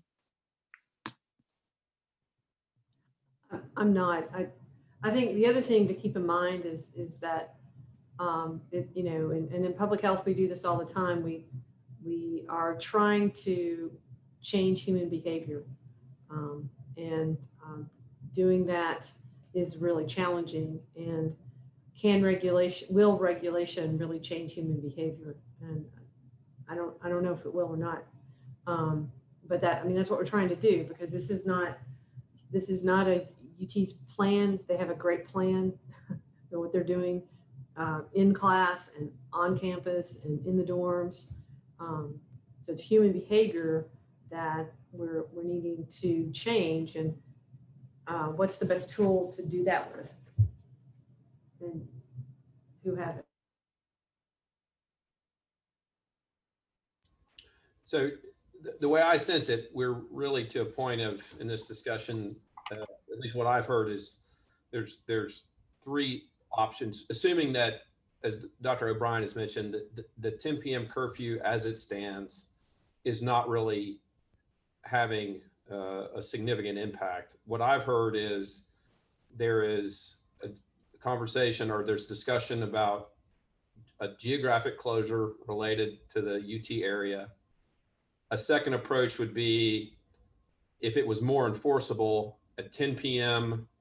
stop alcohol sales across the board, meaning restaurants and bars, with the idea that if it was across everything, it would be cleaner and theoretically more enforceable. And the third would be to take essentially no action and educate and recommend. And so I think to kind of move this along, those are the three that I get out of this conversation. And so is there anything that I've specifically missed? Or did I mischaracterize anything? Dr. Shami, I think you named it perfectly. I think we're just at a point right now that I think facing what is actual in our community, I would love to be proactive. I'm not sure we could get an enforceable, get law enforcement to come on board right now with adding more rules. I hate to say, we may have to let things get just a little bit worse before we can get things better in that regard in our community. I just don't think it's going to float real well. I do agree with Dr. Hurt that no alcohol across the board is a more fair thing. That means places can stay open. They could do what they want to do. They're just not serving alcohol.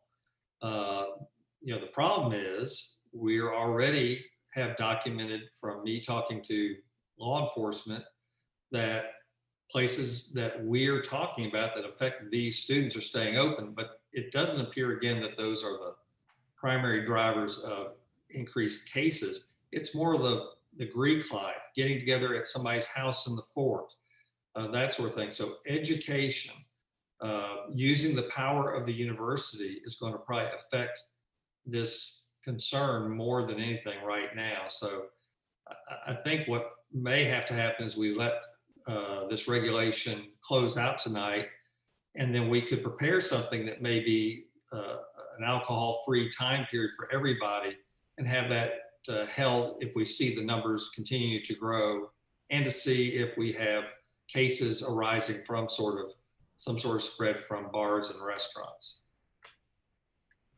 So guys, remind me, does it close out tonight? No, it's next week. Next week? Yes.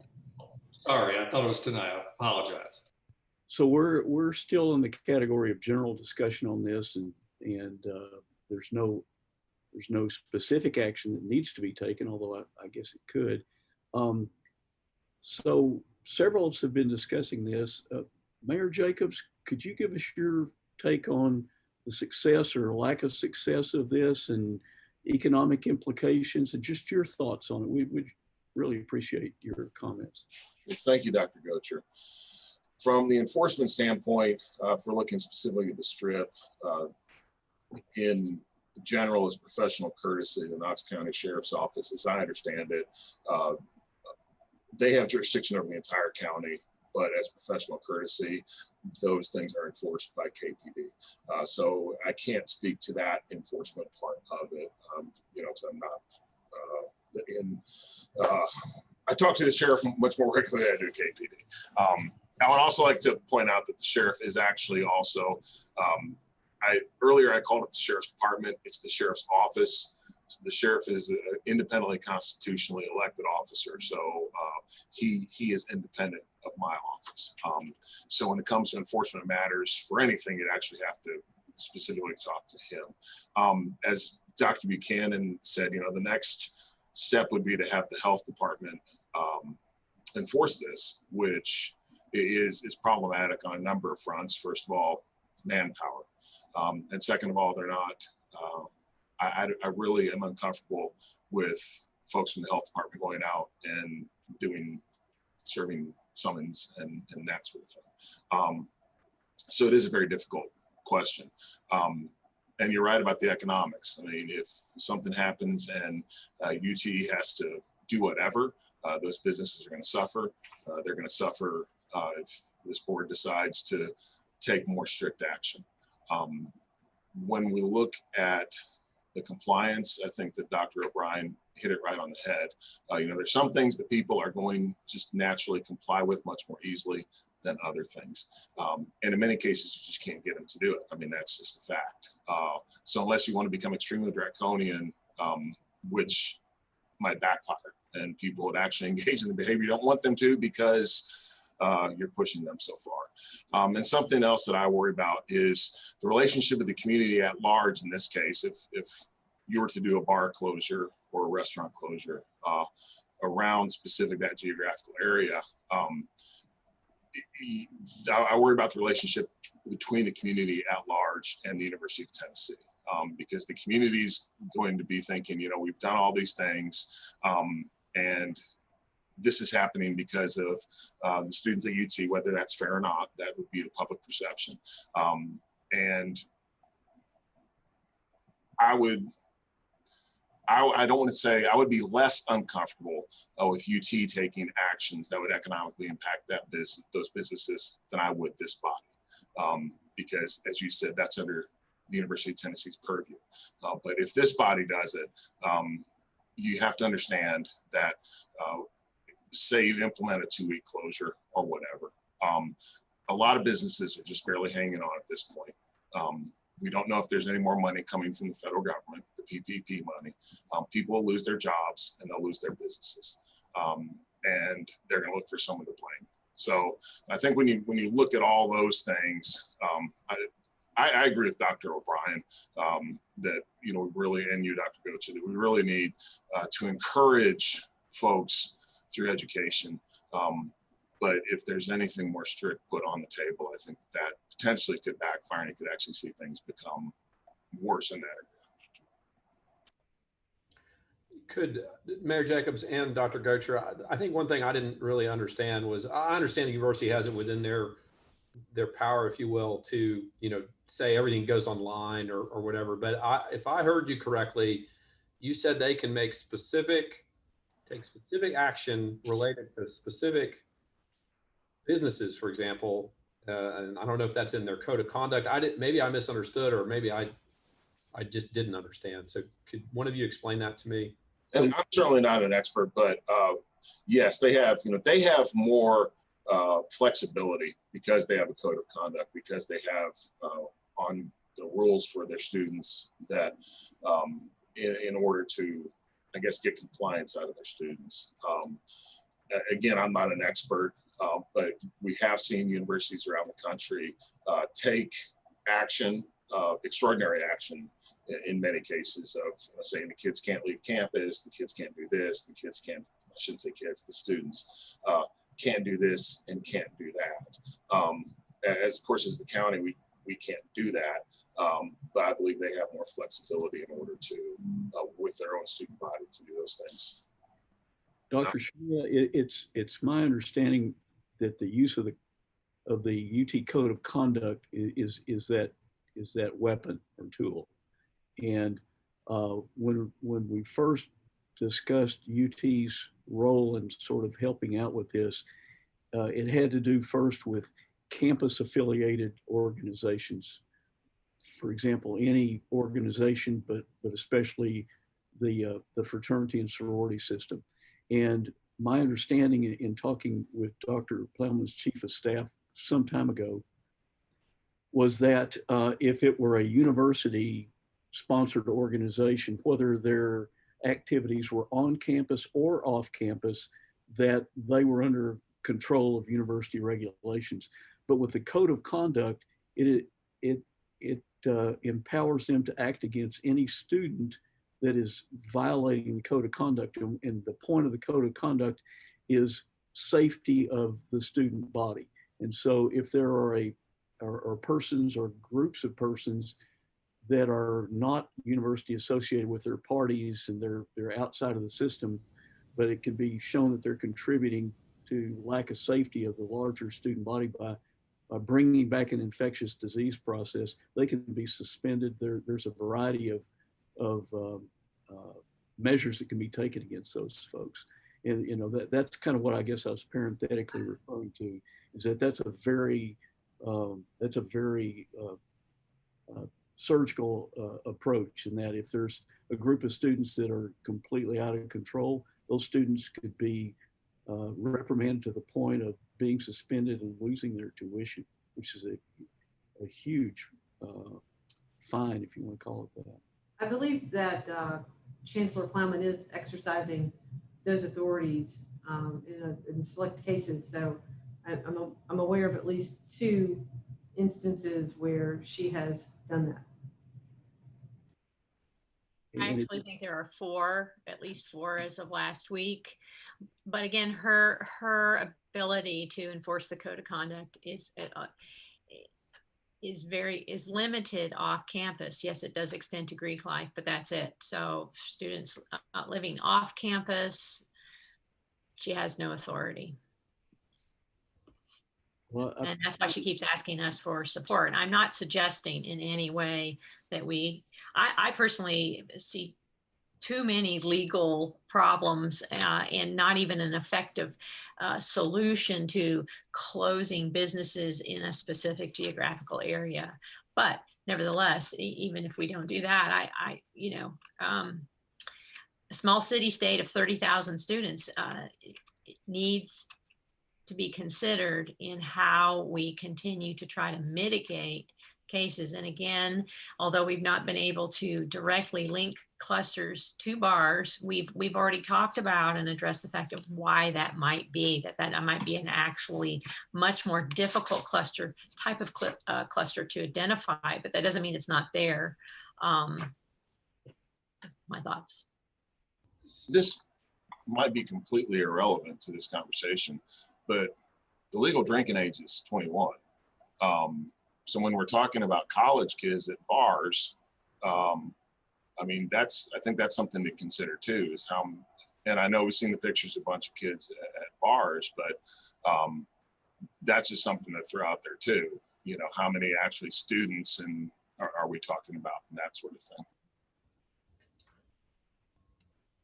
Well, we hear in our emails, we hear from bar owners and restaurant owners telling us there are lots and lots of students now that the campus is open again.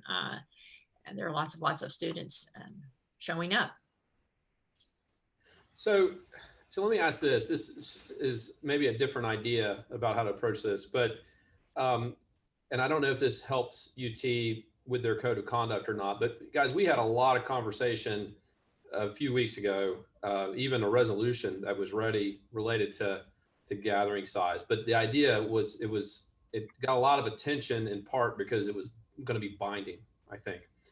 But I mean, right now, the gathering size recommendation is 50, which I've never felt comfortable with in this, because the more people you get, the less likely the 5 core actions could be followed.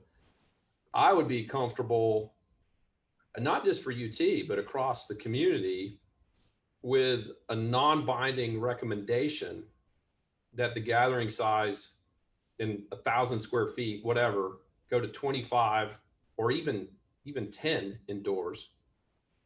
And again, non-binding, but it would be up to the university. I mean, it would be the recommendation of the Board of Health And I don't know if it would be up to Chancellor Plowman and the university to decide whether they wanted to use that recommendation from the Board of Health in part of how they enforce their code of conduct. But that would be a little more of a shift. It was notable to me how much time we spent on that, but because we were so focused on that it was going to be binding and was it time, we never made a recommendation of 25, which I think would have not been a bad thing to do, even in a non-binding sense. So if we feel and again, I don't mean to totally, we can immediately go back to the conversation about what to do about alcohol sales in bars. I'm fine with that, but it's just another idea about how we could approach this in a non-binding manner, but send our recommendation, send our message if it would help the university. Other points of discussion? I just want to point out that the less than 25 people per 900 square feet is the 6-foot distance rule. That's how that pans out. Do we want to talk about making a change tonight? Just bring it up, not making a motion at this point, to drop this one regulation we have for curfew and work on a change to where we make a recommendation on 25 or less in 900 square feet, again, as recommendation, and maybe have that ready for presentation next week. We can leave what we have enforced, but nobody's enforcing it. And,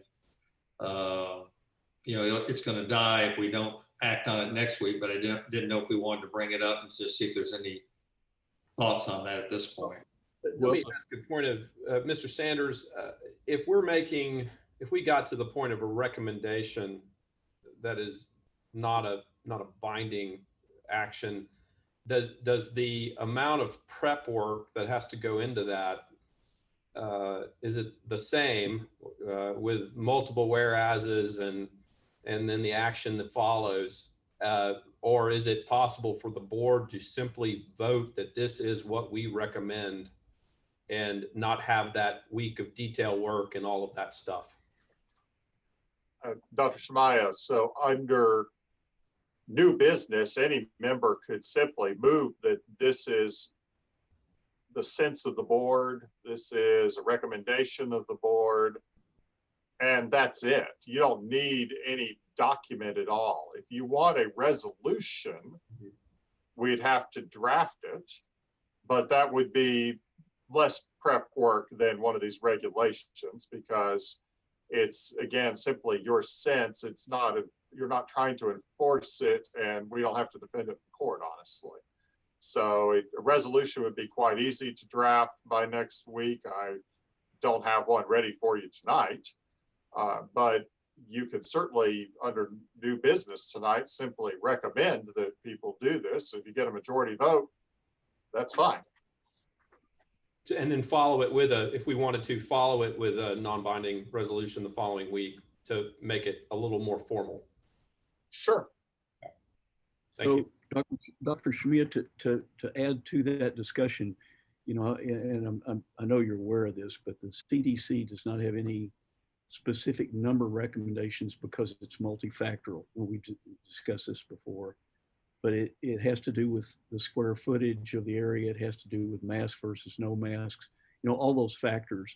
So if we do have a number, be it 25, be it 50, whatever that number might be, I think as Dr. Hurt was pointing out, that it needs to be coupled with indoor versus outdoor square footage, mask, no mask, all that sort of stuff, because that takes into account all those factors, because the CDC, again, does not address the specific number.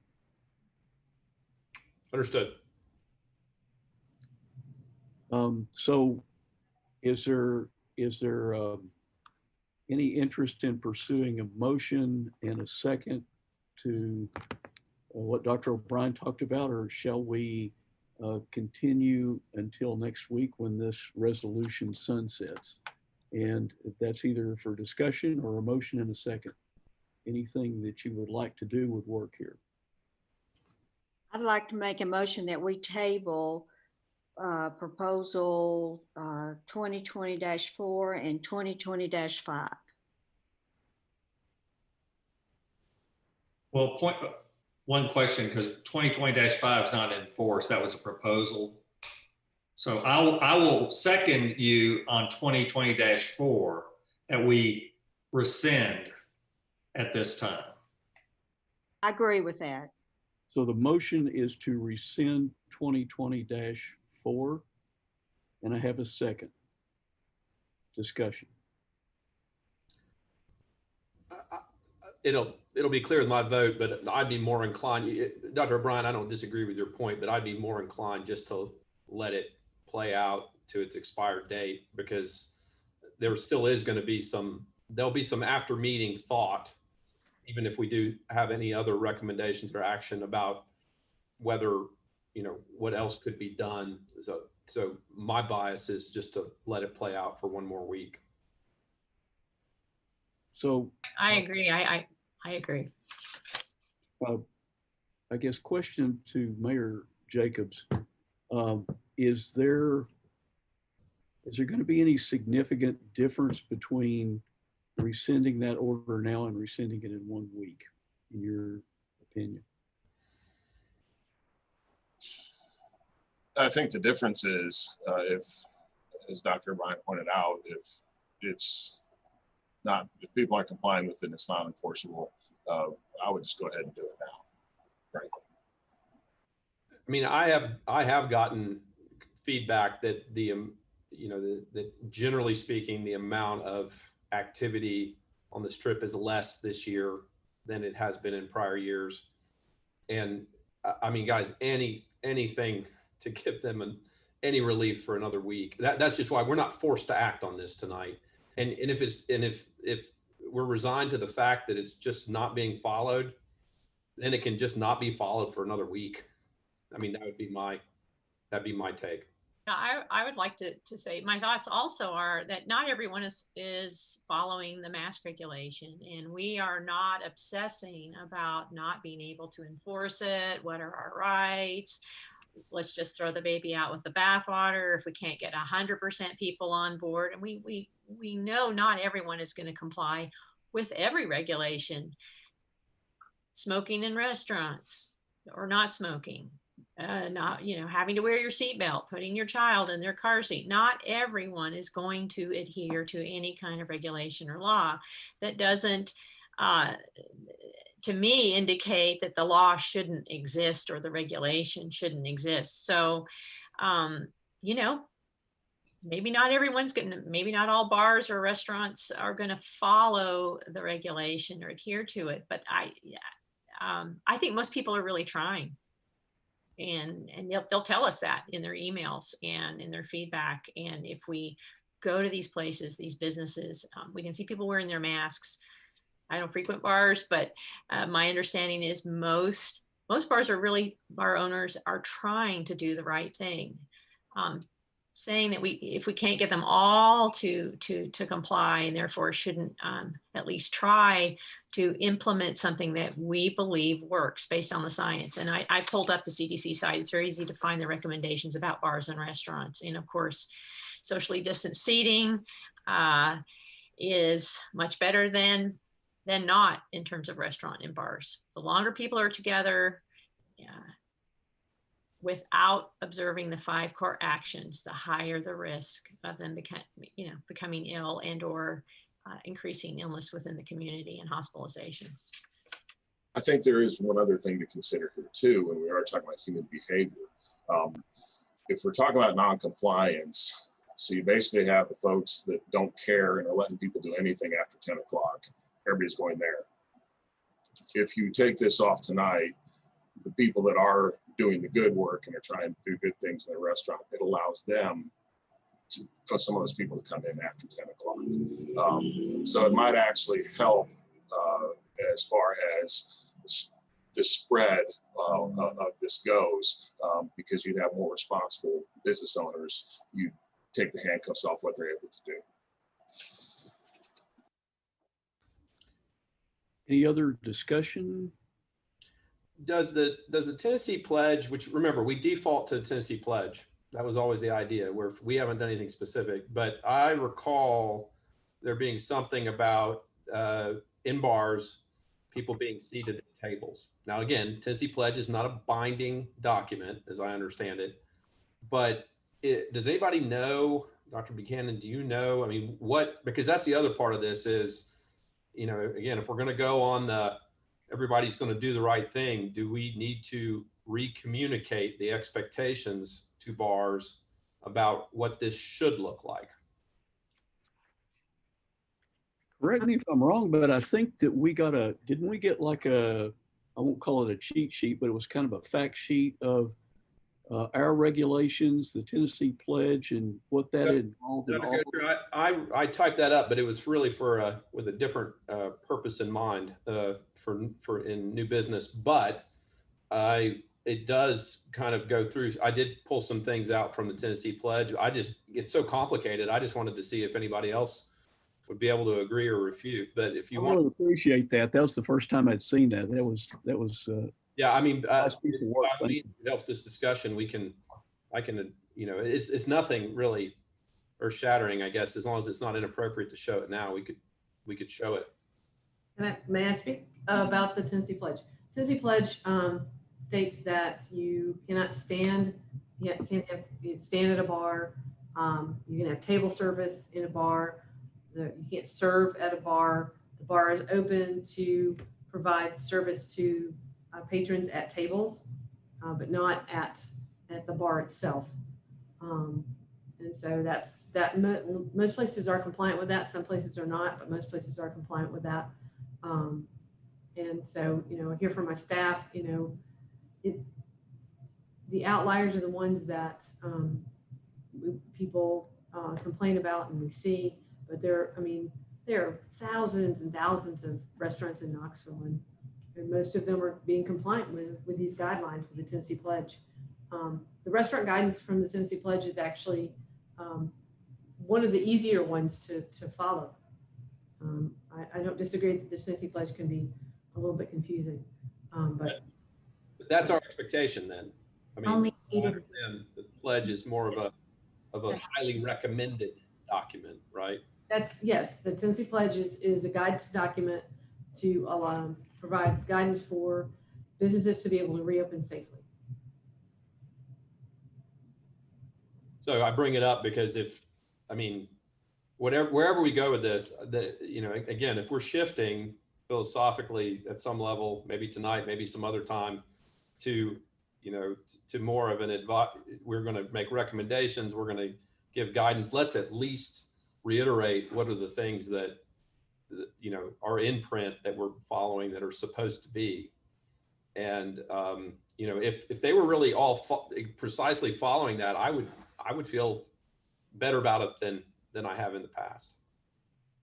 So, I'm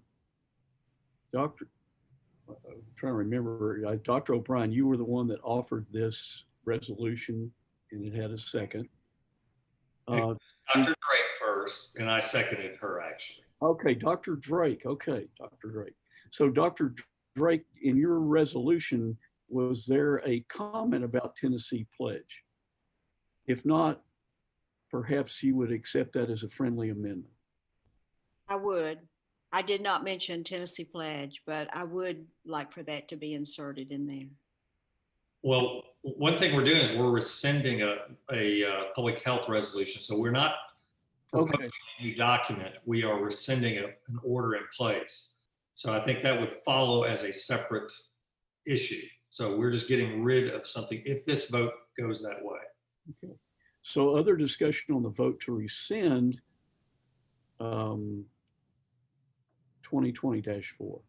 Questions, discussion?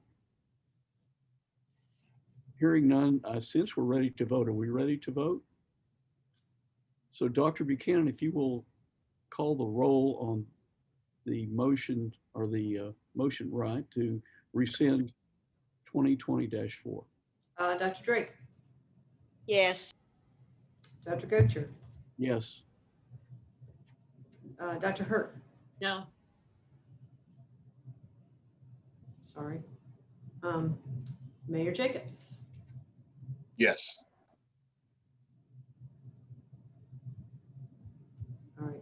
computer. I'm writing it down. Thank you. There we go. Apologize. Dr. O'Brien, Yes. Dr. Shamia, No. Dr. Souza is not here. Ms. Wagner? No. So we have 3 no votes and 4 yes votes. So 2020-4 is rescinded 4-3. If I could interject here, the board needs, for affirmative votes, the board needs a majority of the membership voting affirmatively. This board has 9 members, and therefore you need 5 affirmative votes to take an action. Oh, well, thank you. So the motion fails. Is that correct, Mr. Sanders? That's correct. Motion fails. So to be continued next week as the motion expires. And thanks everybody for your patience in working through that. Any discussion on 2020-5? 2020-5 sort of falls from 2020-4, so we may have discussed it. Any further discussion on 2020-5? I believe before we can have a discussion, we probably need a motion and a second on the floor. So this has been proposed. Do we have a motion or a second for 2020-5?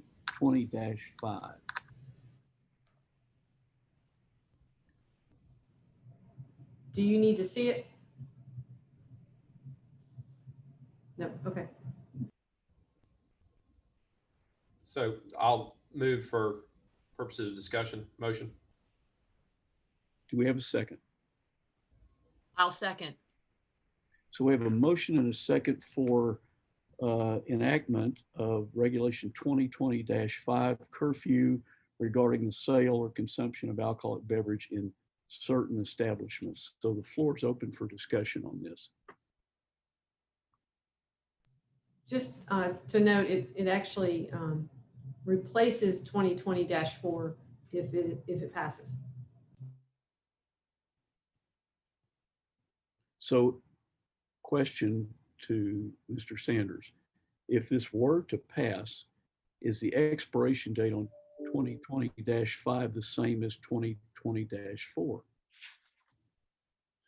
You can make the expiration date whatever you want. I believe the draft of 2020-5 presumes that you wanted it in effect for a few weeks. And so right now it reads, it shall be in effect until September 24, 2020, and maybe extended. But that doesn't mean that that's what you have to adopt. If you adopt it, you can insert whatever date you want. But So- you need to amend what has now been moved. So to be clear, if we were to adopt 2020-5, it would extend functionally the 2020-4 regulations until September the 24th, unless you amended it before you voted on it. Dr. Right now, that's just it's simply the proposed, it's a proposed regulation. It's been moved and I suppose seconded. And you're at the point of discussing it. You can alter any of its terms or not, but the proposed date that's written in the draft is September 24th. So someone would need to do something in order to change that. So Question. Dr. Gotcher, we're at the point of discussion at this point. We're in discussion on adoption of 2020-5, which is the curfew regarding sale or consumption of alcoholic beverage in certain establishments.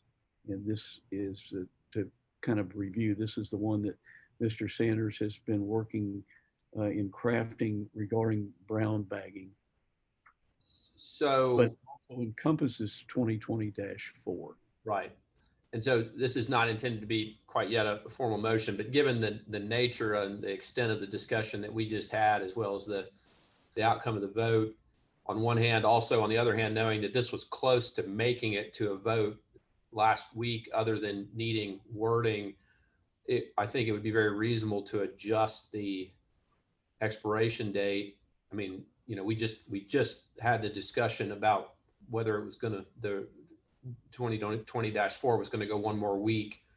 We could make this one expire in 1 week for the purposes of conceptually getting to the vote and not get all hung up in the 1 week, 2 week thing. And then clearly we're going to be having to, you know, address that again next week, because now we've got two things that were, one that's just gotten passed, another that is potentially going to expire with that are somewhat different. But again, for the purposes of tonight, I almost would just recommend we change the date to 1 week so we can even get this to the point of a vote.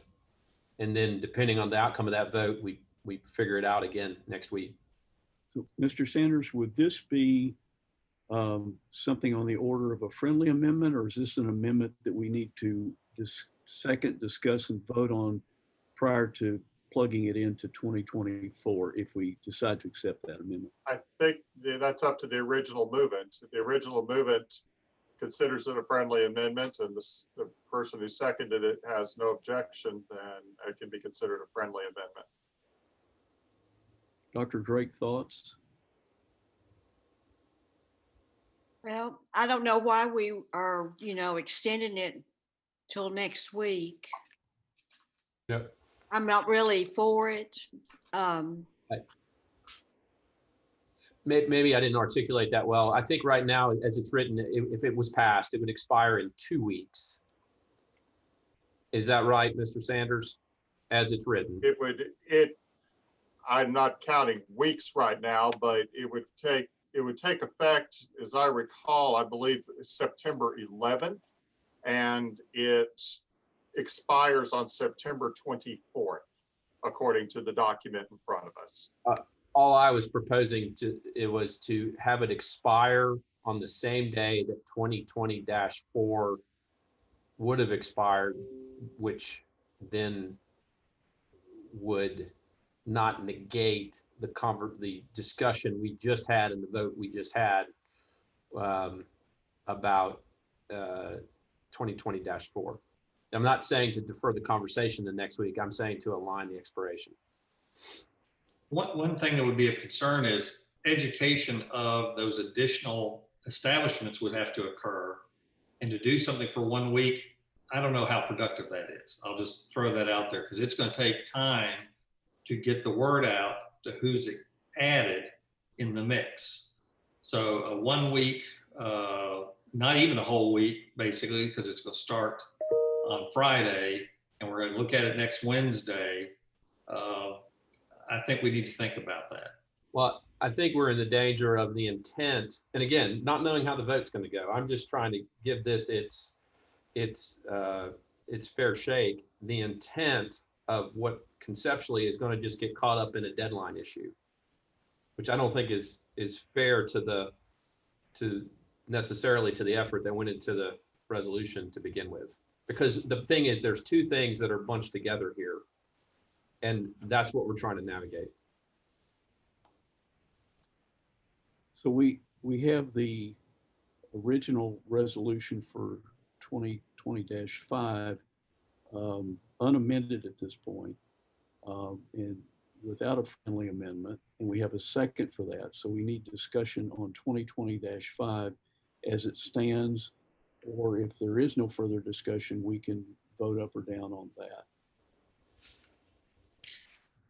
Technical question, I guess, Mr. Sanders. So if Dr. Hurt, as the seconder, wanted to change that as a friendly amendment, then she could, because since Dr. Shamia was the proposer. Is that right? I've lost track of who originally moved and who seconded because Dr. Guncher had asked Dr. Drake about it after I mentioned the friendly amendment. But Dr. Drake, Dr. Shamia and Dr. Hurt in that order. so both of them need to consider it a friendly amendment for it to be a friendly amendment. Does that make sense? Because yes, Dr. Souza originally introduced it last week, but she's not here this week, I believe. And so I did give the motion. And so I don't know what that means is my ability to, somebody just tell me what the rules are. You Yeah, so if you want to make that as a friendly amendment, you made the motion, so you can make the amendment, and then your seconder, Dr. Hurt, has to agree. It's amended, and correct, Mr. Sanders? You're right, yes, and that should be it.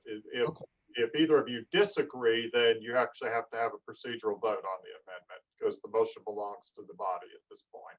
So it looks like if everybody that brought the motion and seconded agrees as friendly amendment, we now are discussing 2020-5 as amended to have a deadline of 1 week.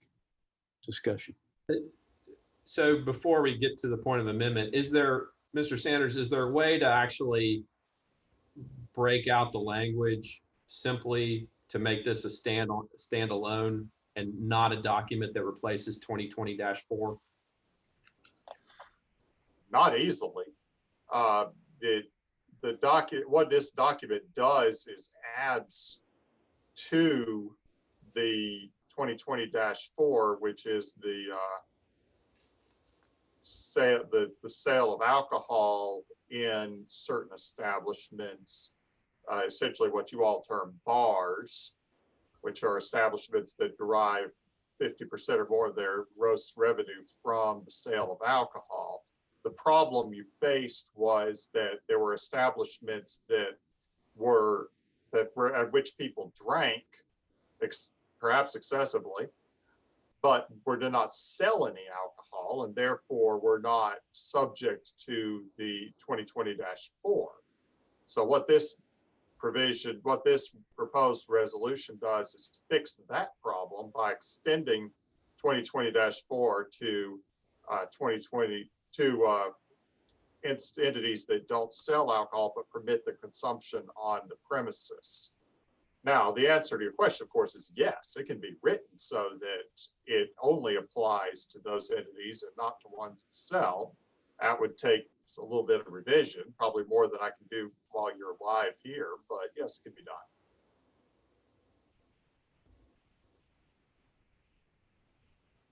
Further discussion on 2020-5 amended. Yes, this is Maria Hurt.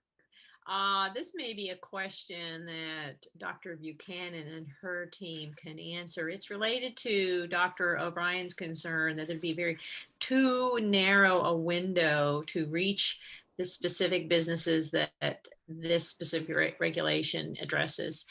It was my understanding that there are actually a handful of businesses that this new definition of establishment includes. Can you give us a sense of how many establishments this might actually impact? Because I'm thinking if it's not in the dozens, perhaps it's not unreasonable to think that, you know, a short-term education, giving these folks a heads up is not unreasonable expectation.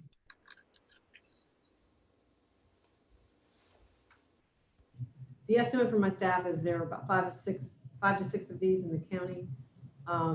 We do not have an existing regulatory relationship with these establishments. So that changes the dynamic a little bit for my staff. It's a you know, what you'd call in the sales business a cold call. So that's a little bit different for us. Certainly they would do their best to educate within a week, but I agree. I mean, putting something in place for a week and potentially letting it expire, I just worry about the whiplash and the inconsistency that demonstrates and trust from the community, that we just put it in place for a week and then we rescind it next week. I'm not sure that the appearance of that to the community, I'm not sure how positive that would be.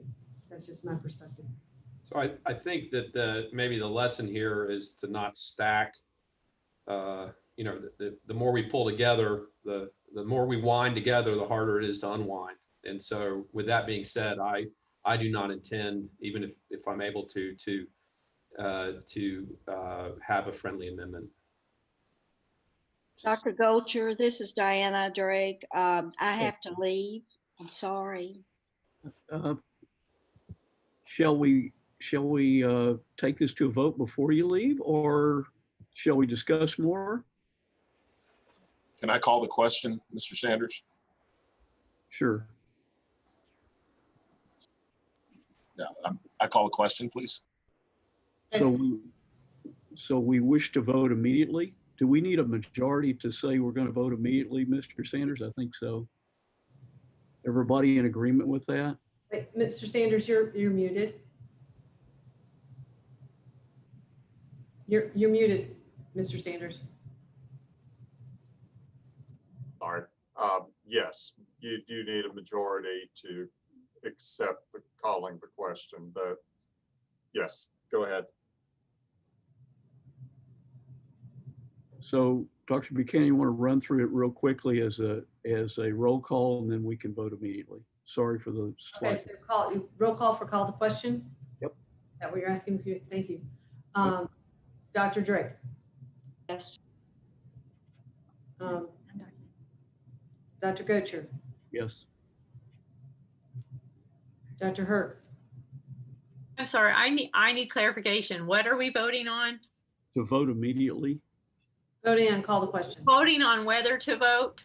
Yes. Okay. Yes. Suspend discussion and vote immediately. Dr. Jacobs. Mayor. Dr. Jacobs, thank you. Yes. Dr. O'Brien. Yes. Dr. Shamia. Yes. Dr. Souza's not here. Ms. Wagner. Yes. Unanimous to go ahead and vote on Regulation 2020-5 as amended, because you did, correct, Mr. Sanders? The amendment. I believe I heard Dr. Shamia say that he withdrew his permission to amend. Needs it. That's right. Okay. So we're voting on Regulation 2020-5 as originally printed, and a vote in the affirmative is, of course, to vote for it, negative against. And we need a roll call vote. Yes, Dr. Drake. Lead us on. May I go? Dr. Drake. No. Dr. Gocher. No. Dr. Hurt. Yes. Mayor Jacobs. No. Dr. Shamia. Yes. Sorry, Dr. O'Brien. My bad. Dr. O'Brien. No. Dr. Shamia. Yes. Susan's not here. Wagner. Yes. Okay, we have once again 3-4. So again, because a majority of the board did not pass the resolution or the regulation in this case, the vote would fail. Sorry for stepping on you there, but No problem. So next item in the agenda, if there's no other discussion on that, is the proposed Knox County Board of Health rules. And you should have had those distributed to you as a proposed document. And hopefully everybody's had time to kind of look over those. So we can do this in one of two ways. We can have some general discussion and then vote or have a motion for approval in a second, or we can go directly to a motion for approval in a second. As I work with Mr. Sanders on this, there's one question that he brought up to me that we may need to do a friendly amendment for if we get to that. Is it okay if I just bring that up for information first? Sure, we can have general discussion first and then go to I believe Mr. Sanders said we do not have a specific location noted in the document as a home for the Board of Health. It just says the city county building, and it was recommended that we actually list a location within the building. And I believe he said the small assembly room. Is that correct, Mr. Sanders? yeah, that's right.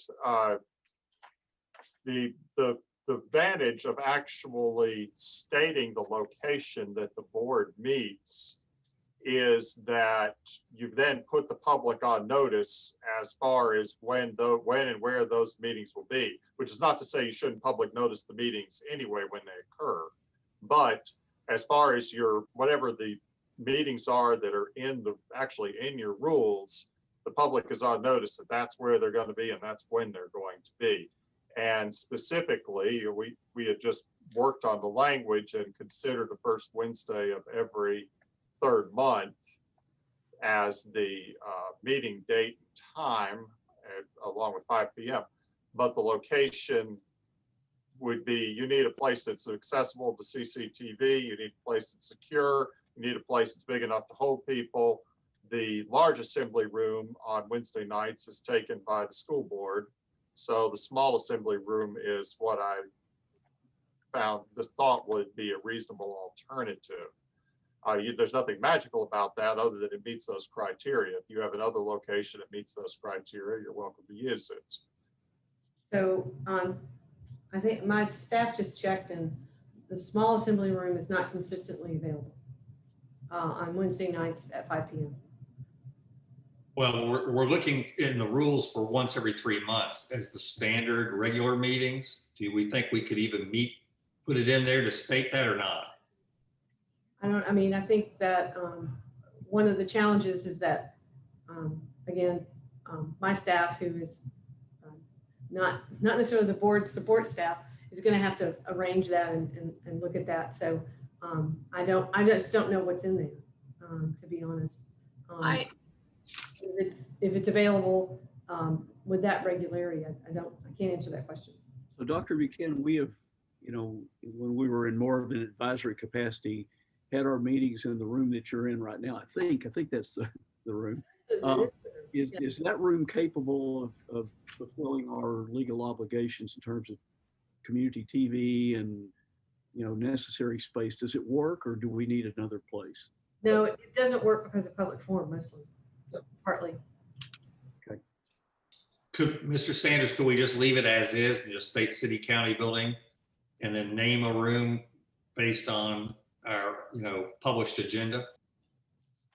You can, and right now there's just a blank line. It doesn't even say city county building. It just says in/at or in or at the blank.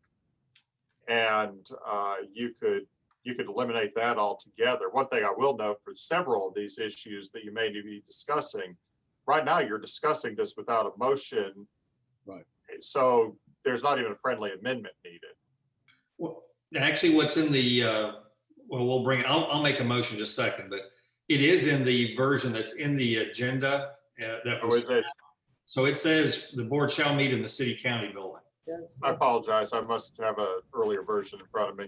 So this was just taken basically from the county commission, honed down to what we do, minimized, and it basically sets one thing, which is a public forum will be held at least once a month. Or if we have meetings every 2 months, every 3 months, we will have a public forum offered. Less than that, if we have 4 meetings a month, one of those meetings will have a public forum. So that's the one thing that's a little different in here, and it's elucidated, and it's for 30 minutes, 3-minute speaking periods. So everything else is just, regular rules. So I'm going to make a motion to accept the proposed Board of Health rules as written. So we have a motion. Is there a second? I'd like to discuss it some more. Well, we before need make to- a motion to vote We on it. need to have a second to discuss it formally. Discuss it. I'll second. So we have a motion and a second discussion. Go ahead, Dr. Hurd. Well, so I compared it to the county commission just to make sure I really understood what we were trying to achieve here. I want to say the copy I have in front of me of the county commission says it's simply they're going to meet at the city county building. So they're not specific that I can find about a specific room. So I'm not sure that we need to, that needs to be the top priority, because we know that whatever we decide in terms of logistics is available for us and for the community. When we return to, in-person, face-to-face meetings, we know that's going to be part of the public announcement. But I also So I don't know if anyone else wants to talk about that issue specifically, but I also found some differences, and I would, I really appreciate you, Dr. O'Brien, and you, Mr. Sanders, on working on this, but I have some questions about some differences between the set of rules and the county commission's rules that, of course, these were based on, if I may. Well, the way I look at it is these rules are our rules. We use that as just a template. I try to hone this down to what's useful for us. So there are certain things in the agenda of the county commission we're not listing. Sure. We're basically following Robert's rules, trying to condense it down to something simple. So I wouldn't say we are, say we're going to do what the county commission does. We're just using that as our basic foundation and try to get this down to what can allow us to legally move forward. And that's all it is. So, Mr. Sanders, if I recall correctly, these previous discussions, if we do nothing, we default to county commission's rules. If we elect to have our own rules, they're whatever we decide as a group by majority. In essence, I mean, obviously you could go outside the bounds of the law if you really tried, but there's nothing in these proposed rules that gives me any heartburn. So we use these as guidance, but we're not bound by county commission rules, but they're a good place to start in terms of guidelines. Sure. Point of order, I believe Dr. Hurt had the floor. Yeah, I have actually a few questions, if continue. you all will just bear with me. No. Is that okay? Sure, continue, please. Okay. Under section D, under speaking, and if you'll just help me understand why this part, why we didn't include no other member may speak longer than 5 minutes on the same subject in the first speech and 3 minutes in any succeeding speech. I understand that's Robert rules, but is there a reason why we did not include that when comparing it to the baseline? I get it. We're not saying we have to adopt the county commission rules, but it's a place to start. I'm wondering if you all could shed some light on why that particular rules, Robert's rules, are not included. Again, simplification, not putting discrete limits on us. That's all, nothing more.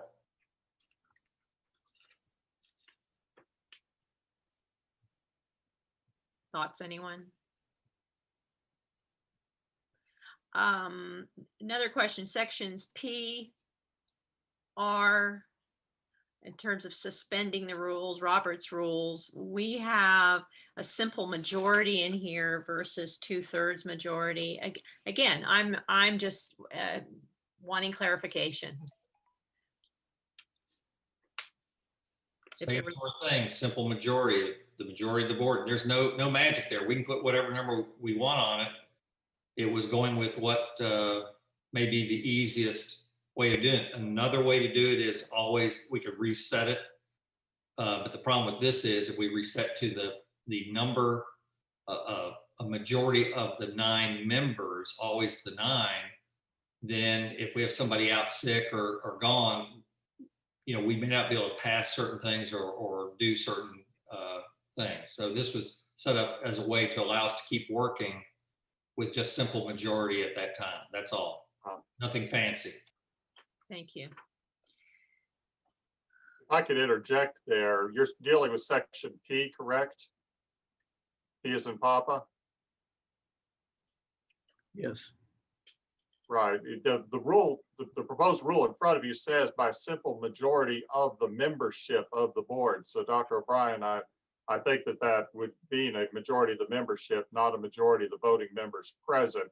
I believe what Dr. Hurt was asking about is why not a super majority?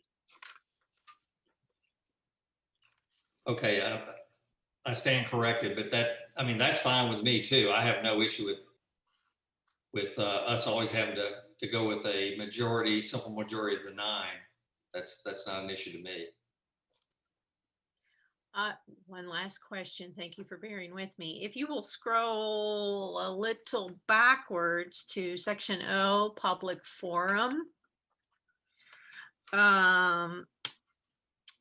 something that caught my attention. So this very first sentence here, which is rather long, the board provides public opportunity at board meetings at least once monthly, et cetera, to address matters relevant to the duties and responsibilities of the board, to the board.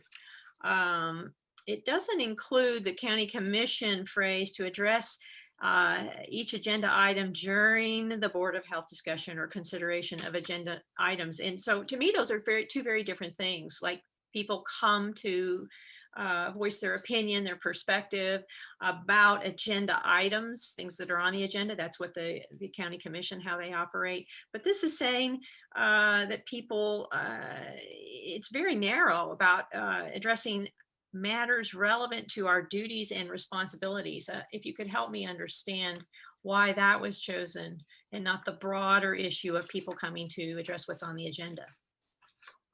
I think there's as a more broad definition, actually. We're not limiting the public to our agenda. So we're just saying we're providing the public the opportunity, from 1 month to once every 3 months, whatever our timing is, to address matters relevant to the duties and responsibilities of the board. That's up to the public. That's their perception. So I look at this as a broad description and not a narrow one based just on an agenda. So we get people in the public, like the nice lady who told us about the library. That was not an agenda item. That was public information. It's good to know. So that's my interpretation. And I think, is that correct, Mr. Sanders? Is that how we kind of look at that? Well, the policy matters are beyond my scope. That you drafted it, and I'll assume that you can explain why you did.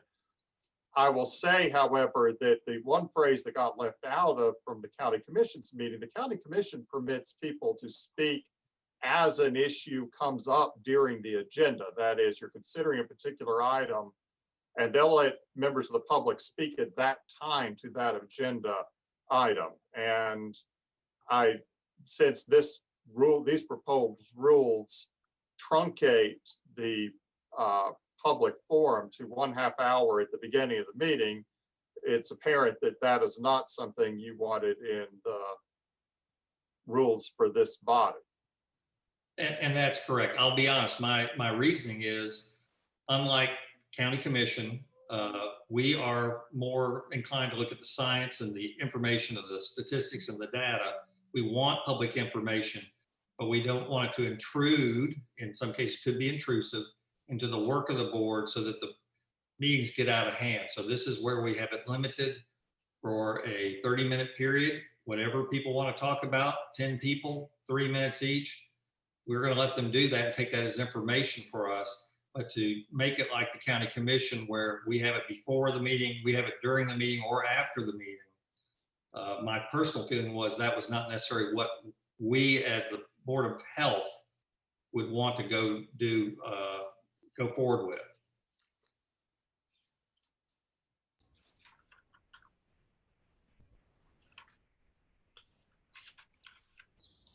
And one thing I just noticed, we didn't change something that was in here. It does say large assembly room, and that would need to be changed, and just strike where specifically, right in S, number 1. So it would need to just be in the city county building of Knox County. Right, that's where I was speaking of the blank space. My copy has a blank space. Somehow I must have sent an earlier version of this to the folks over at the Board of Health to put on the agenda, but that change needs to be made. Or if you don't have a room, just omit enough words to make that flow without a location altogether. Yeah, I would just say in the city county building of Knox County. That way the room will be determined per meeting.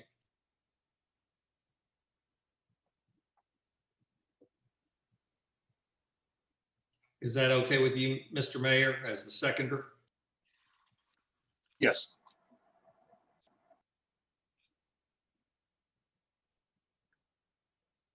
Dr. Hurd, have we addressed your issues? Do you have additional topics that you wanted to go over? Take off in the large assembly room. I know that, but based Other than that, no. Dr. Hurd, are you I've- your questions? I had my questions answered. Thank you. Okay. Thank you for the clarification, gentlemen. On page, I have a few things to discuss. On page 7, section N, agenda. Board members having to have their items to be submitted to my staff by 3 p.m. on Monday to get the agenda out by 5 p.m. That's not enough time for us to be able to do that. It's not as simple as just pushing a button. So I would ask that we change 3 p.m. to 10 a.m. or at the very latest noon that day. I realize with our very tight meeting schedule right now, that's a big deal. But, and also, I would also even add, if we're only meeting quarterly, couldn't we get these things in earlier than that? I mean, this looks like it's based on what we're doing now. And again, we don't want to write rules based on what we're doing now because this is not going to be our, hopefully not going to be our standing operating procedure forever. So is it too much of an expectation? I realize we'd have to make an adjustment to this rule for now to even consider that things get in a week ahead of time. So people have time to read them. And Dr. Buchanan, if I could offer one suggestion to you with your permission. Sure. And further consideration, as I look at these drafts, there are provisions elsewhere in the rules that allow the board to set a meeting date other than Wednesday night, and for the chair to call a special meeting if necessary. It might be better to simply state in subpart 3 of that section in, have a 48-hour prior to the meeting requirement for publication of the agenda, and then you can back up the amount of time your staff needs to put it all together by however much you want. But rather than saying on the Monday, you know, you could theoretically have an emergency meeting on a Sunday, but you'd have to have the agenda published the Monday before that, which might not make a lot of sense. So I'd suggest for a 48-hour requirement for the publication of the agenda, and then however much more time you all think you need to put it together for getting material to you. And I take all that as a friendly amendment. I mean, we can change number 3's wording to 5 p.m., 48 hours before the board meeting. And then Dr. Buchanan, you name what you want in 1, and that can always be changed based on needs of the board. But what would you recommend there? We'll take it. I'll take it. I apologize. I'm just thinking about that because I don't do that part. So, well, I mean, you just said something would be normally you'd like a week. You want to say 1 week preceding a regularly scheduled quarterly meeting. Later than, yeah, I mean, a week. Than 48 hours. By a week before a regularly scheduled meeting or within 48 hours of a called meeting. You'll need to phrase that slightly differently. A called meeting would be what the board chair does on an emergency basis. A regular meeting, these are regular meetings that you're having, but these aren't the regularly scheduled quarterly meetings. Mr. Sanders, since we can amend this, and Dr. Buchanan as well, just would it be better tonight to just go ahead and say the 48 hours beforehand with the expectation that when things slow back down, we go back and amend this? That's up to you all, Mayor. Dr. B, what do you think about that? I think that's fine. I think we do need to change the 3 p.m. on the Monday before the meeting to something earlier in the day, noon, if that's acceptable to the board. I think that's a friendly amendment. Okay. If you make it relative to the time when the agenda is published, then you won't have to worry about, again, your Monday issue or specific timings. If the board calls a meeting at, noon on Tuesday, you have a publication requirement of 48 hours prior, and then you could simply make a agenda items due however many hours prior to the publication time that you need. Does that make sense? It does, but Well, then let's make it 5 hours it's before. also the almost agenda. 8 o'clock and I'm not, Not on all cylinders. yeah. We can make it 5 hours before the agenda is due, which is noon. Yeah. The way we're running right now. Yes. So let's do that for now. We can always change it. These are changeable anytime. So that's the thing. Or the chair can call something to change at any time, the way this is written, I believe. So let's just change that. Board members shall make requests electronically 5 hours before the agenda. Let's see, before the agenda is The agenda is to be published. to be published. Yes. And then down at number And in 3. 3, it's going to just say available to each member 48 hours before the board meeting. Right, I got that one. So that Okay. is that Got okay, Mr. May is the seconder. So Dr. O'Brien, you're Yes. offering as a friendly amendment, and I believe Mayor Jacobs was your seconder, is that? Yes, yes, I'm fine with that. Mayor Jacobs, you're okay with that? Yes. So what we're looking at then is that small amendment to the overall set of rules. Further discussion. So I have a few more things. Okay, So page 9, Rule 3, Secretary of the Board, Section A, I would like to add the Secretary of the Board or designee shall prepare.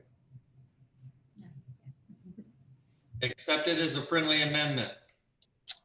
Thank you. Second, Thank you. You got that one already? Okay. Give me a moment. Let me make sure there aren't any others. While we're there, we may want to stay in that section no later than 48 hours before the following regularly scheduled board meeting. Take the Monday out and put 48 hours. Okay. and again, Dr. O'Brien and Mayor Jacobs, we're okay with that.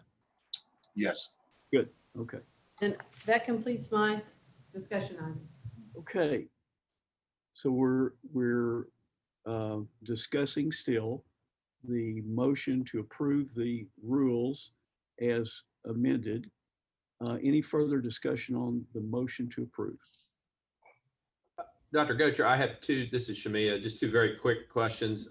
One is simply or actually more of a comment, but Dr. Buchanan, I just want to make sure that with the whole Monday deadline, those slides, which are not a specific, it's not adding to the agenda, they're just informational, I think are going to be hard to get.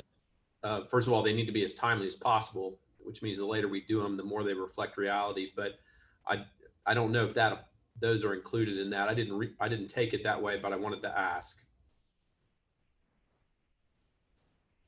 Technically, they are part of the agenda. I mean, they're part of the presentation. And I understand that, but I'll be honest, it is a challenge. Getting them late is a challenge for my staff to get them on there. We'll accept them. I mean, if the chair is okay with accepting things later, then we can accept those. I think it's more agenda discussion items that need to be on there and published for the public to see them to decide if they want to come to the meeting. Is that correct, Mr. Sanders? Kind of the concept of timing. So repeat your question. I didn't quite understand it. He's asking, so Dr. Shami is asking about the slides that he puts together for each meeting. If he doesn't get them into us usually until day of, I don't think. I'm not sure, honestly. Right, yeah, because that way they're as timely as possible. They're as relevant. Wondering Right. if that's a problem. No. So what needs to be publicly noticed are issues that you're going to vote on. And that's a report. I mean, it'd be nice if the contents of the report were available 48 hours in advance, but you're not taking any action on a report to you. It'd be no different as if he had no slides at all and just came to you and verbally reported. So no, I don't think you need to worry about not having the documents of his report available 48 hours in advance. concerns me from a public notice point of view is if the public doesn't have notice of a document, a regulation you're considering. Thank you. Okay, thank you. And my other question was simply, I just want to clarify. So this document doesn't change. Clearly, the rules around the vote are important. And so we have 9 members. If I understand correctly, it takes 5, regardless of who's here, as long as we have quorum, it takes 5 to pass a motion. Is that, I was looking back through, I know we discussed that, I couldn't find it again, but does that change based on this document, or is it what we've already been operating within? That's what you've been operating under, and that's what's in this document. Is it takes a majority of the membership to enact something, not just a majority of those present. But it describes the membership as being 9. It doesn't specifically describe the membership as a certain number. It simply states the majority of the membership. It'd be up to you all to know who's a member. Understood. Thank you. Other discussion, questions on the motion to approve the rules of the Board of Health? Anything else to go over? Any loose ends? If not, if we are ready to vote, this is voting for, again, approval of the Knox County Board of Health rules as a vote in the affirmative. And Dr. Buchanan, if you'll go through the roll call, we'll go ahead and vote on this. Sure. Dr. Drake. Nope, she left. Sorry. Dr. Gocher. Yes. Dr. Hurt. Yes. Mayor Jacobs. Yes. Dr. Shamiya. Yes. Oh, Dr. O'Brien, I skipped you again. I'm so sorry. There's no specific order. It's a yes. Thanks. Dr. Souser's not present. Ms. Wagner. Yes. And I haven't been voting because I had historically been told I was not a voting member. So after this discussion and while we were discussing, I actually reviewed the Tennessee TCA and all that stuff. So I vote yes too, Dr. Buchanan. So we have voted unanimously among the folks who are there. So we have passed these Board of Health rules. And thanks everybody for all your input and making those rules a little more tight. Other business, is there other business to come before the Board of Health this evening? Mr. Gocher, could I just make a public announcement, please, based on public forum from last week? Certainly. So thanks to Ms. Meyer bringing up the computers and libraries. Those will be available next Monday, September 14th. Of course, there'll be limited usage and some requirements, but we will have the computers back in the library. So I'd like to thank her for bringing that to our attention. Any other business in this category? Any other things to bring up this evening? This isn't, if I could interject, this isn't actually business, but I just thought I'd follow up on what Dr. Buchanan did. Dr. Buchanan's an ex officio member of the board. That means she holds her position by virtue of her office, but that does not take away her voting rights. She has always been a voting member of this board should she have chosen to exercise the vote. And I just said she voted for the first time, to my knowledge, tonight. I just wanted to go ahead and let you all know that, so, and let the public know that, so there wouldn't be any question about it. Thank you. Well, actually, Mr. Sanders, I do have a question about that. So she can vote or not vote as she chooses, or I'm not clear. Well, technically she should have been voting all along, or she could have been voting all along. I suppose if you wanted to go back and fix, I don't know how you do it. She would technically been an abstention the entire time. I wasn't going to force the issue because it was a sense of the board apparently that she did not vote. Now that was true before I started advising you, and that seemed to be a role she was comfortable with. But the fact is that there's nothing in the law that says that she can't vote, and she could vote. And I would suggest that she be called as a member of the roll, but that's really where that lies. Okay, but I mean, we've determined that kind of in the latter portion of this meeting, because that's not the way we've conducted this meeting. I agree. It's not the way you've been conducting business. I'm not sure it makes any difference in any votes that you've had, except for the earlier votes tonight, perhaps. But she does have the ability to vote. That's all I can really say. Okay, understood. Thank you. Dr. Gocher, I had a few quick things of other business, and I promise, given the hour, these will be fast. Could we project the single slide that I submitted ahead of time? Would that be possible?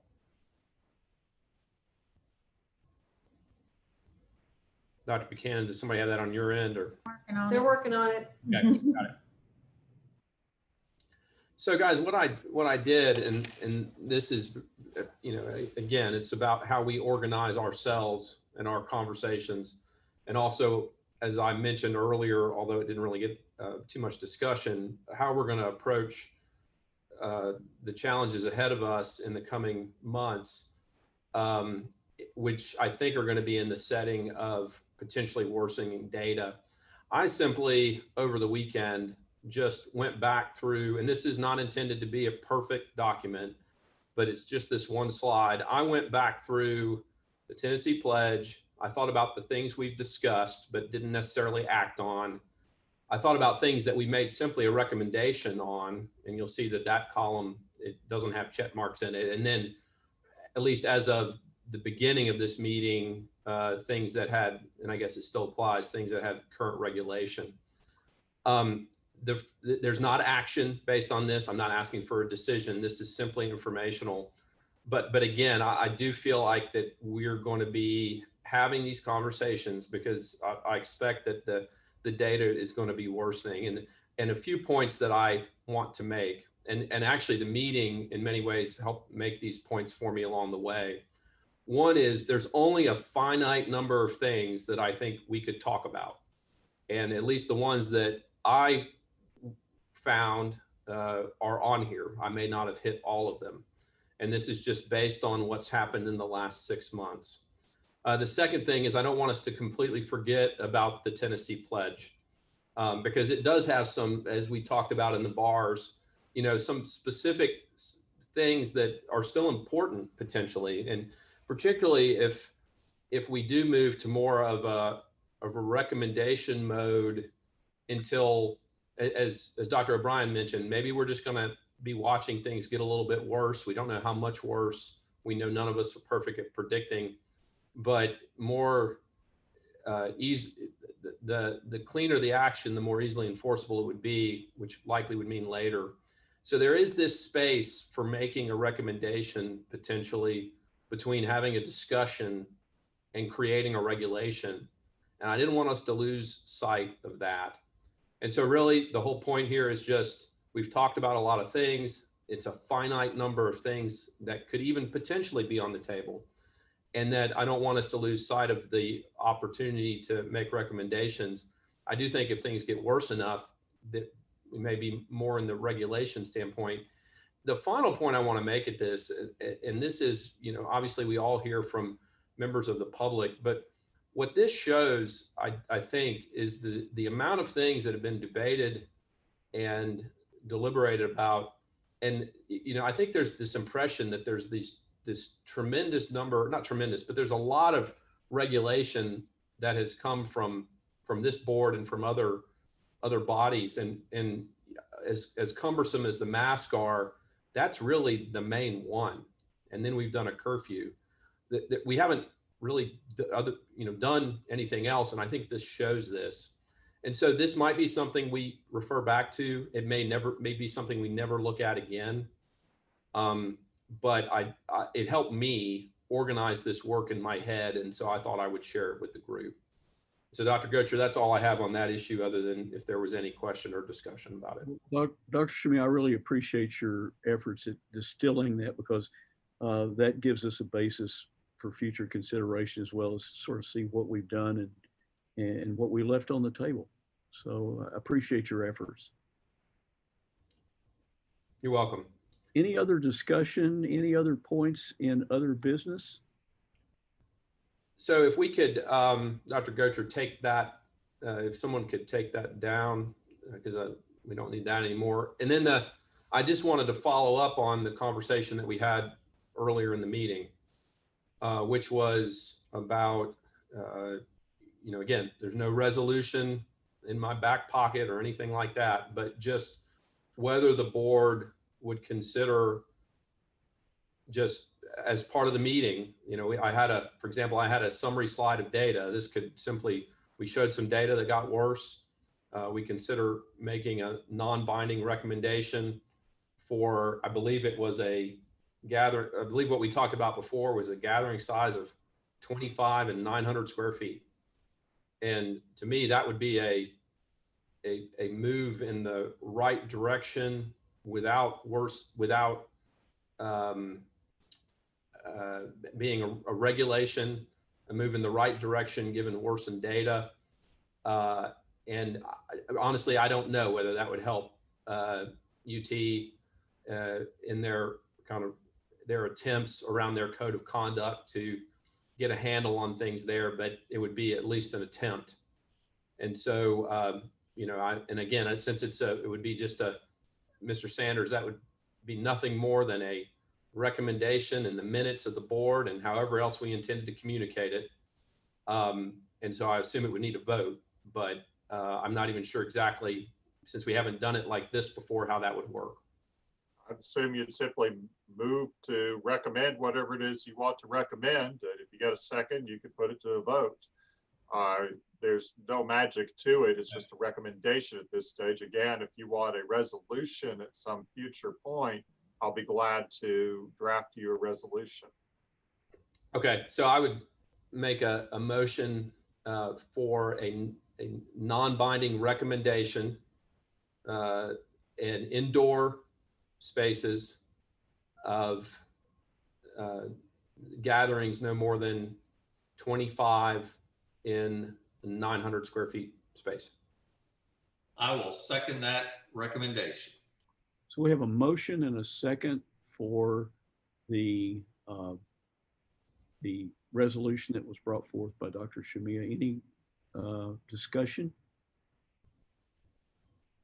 Again, it would be just a recommendation, I guess. So technically it's not a resolution, but I think this is something that we need to do. And this is a way of telling the public we still think this is really important. We want to give them good advice. We want the university to have great advice. And this is a way to do it without binding them with something in the way of a legal resolution. So I guess, and Mr. Sanders, correct me on this if I'm wrong, but it's a resolution, but it's a recommendation sort of resolution. It does not.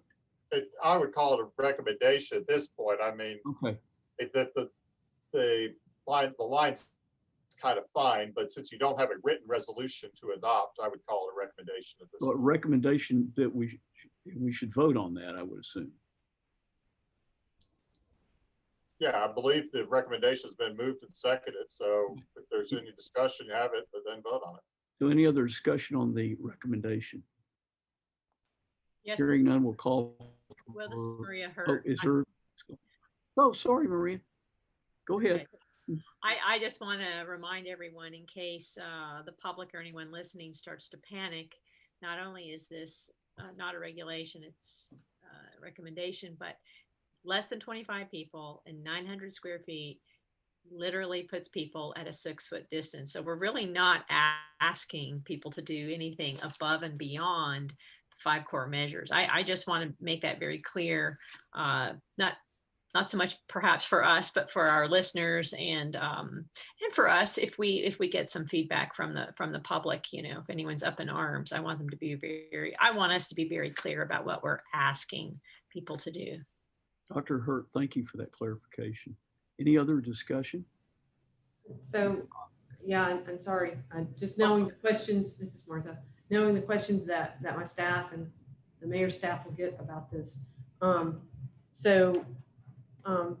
this would not include like a restaurant that holds more than 25 people, because there are already guidelines for, they have to have the table spaced out, parties of 10 or smaller, lots of guidelines already in place for restaurants. So this recommendation is not superseding any existing regulations or any other, like Tennessee Pledge. My understanding it is per 900 square feet. So for an 1,800 square foot building, 2,400 square feet of serving space, those numbers would increase. I assume it's just what we said. It's a recommendation. We're not holding anybody to it. We want people to honor the 5 core actions. That's all we're trying to do. I totally hear that, but I also know from experience, people take this very seriously. They're going to want to comply. They're going to want to know the details. I'm just trying to help out my staff and the mayor's staff, who will have to answer the questions. And I mean, Dr. Buchanan and Mayor Jacobs, I mean, certainly of all this board, I mean, this is a little bit of a different direction. And so for both of you, value your input because I do not want this to be misconstrued, and so that will depend on the media to get this right.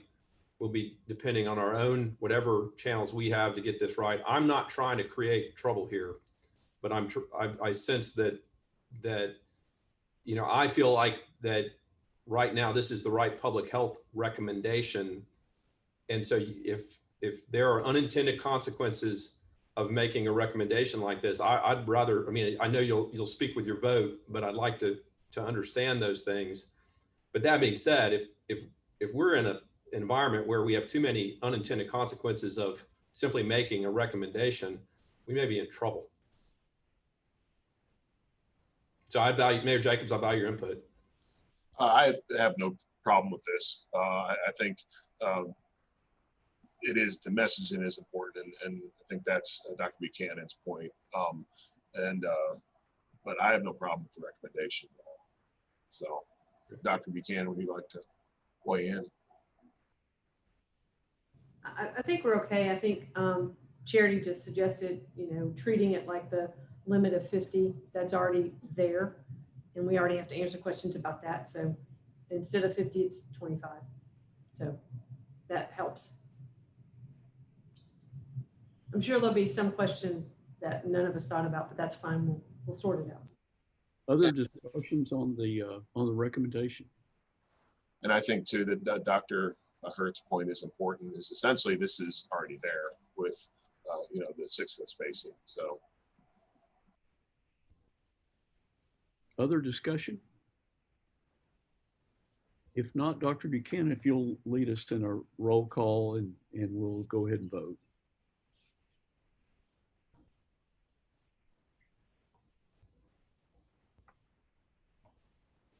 Sorry, Dr. Gocher. Yes. Dr. Hurt. Yes. Sorry, Mayor Jacobs. He's muted. You're muted. Muted. Sorry, yes. Dr. O'Brien. Yes. Dr. Shamia. Yes. Ms. Wagner. Yes. And Dr. Buchanan. Yes. Passes unanimously. With those We have present. passed the recommendation. Thank you. Thanks, Dr. Buchanan. Any other discussion and other business to come before us this evening? We good? I move we adjourn. Okay, so I second that, and we will see everybody next week, same time, same channel. Thanks, everybody. Good night.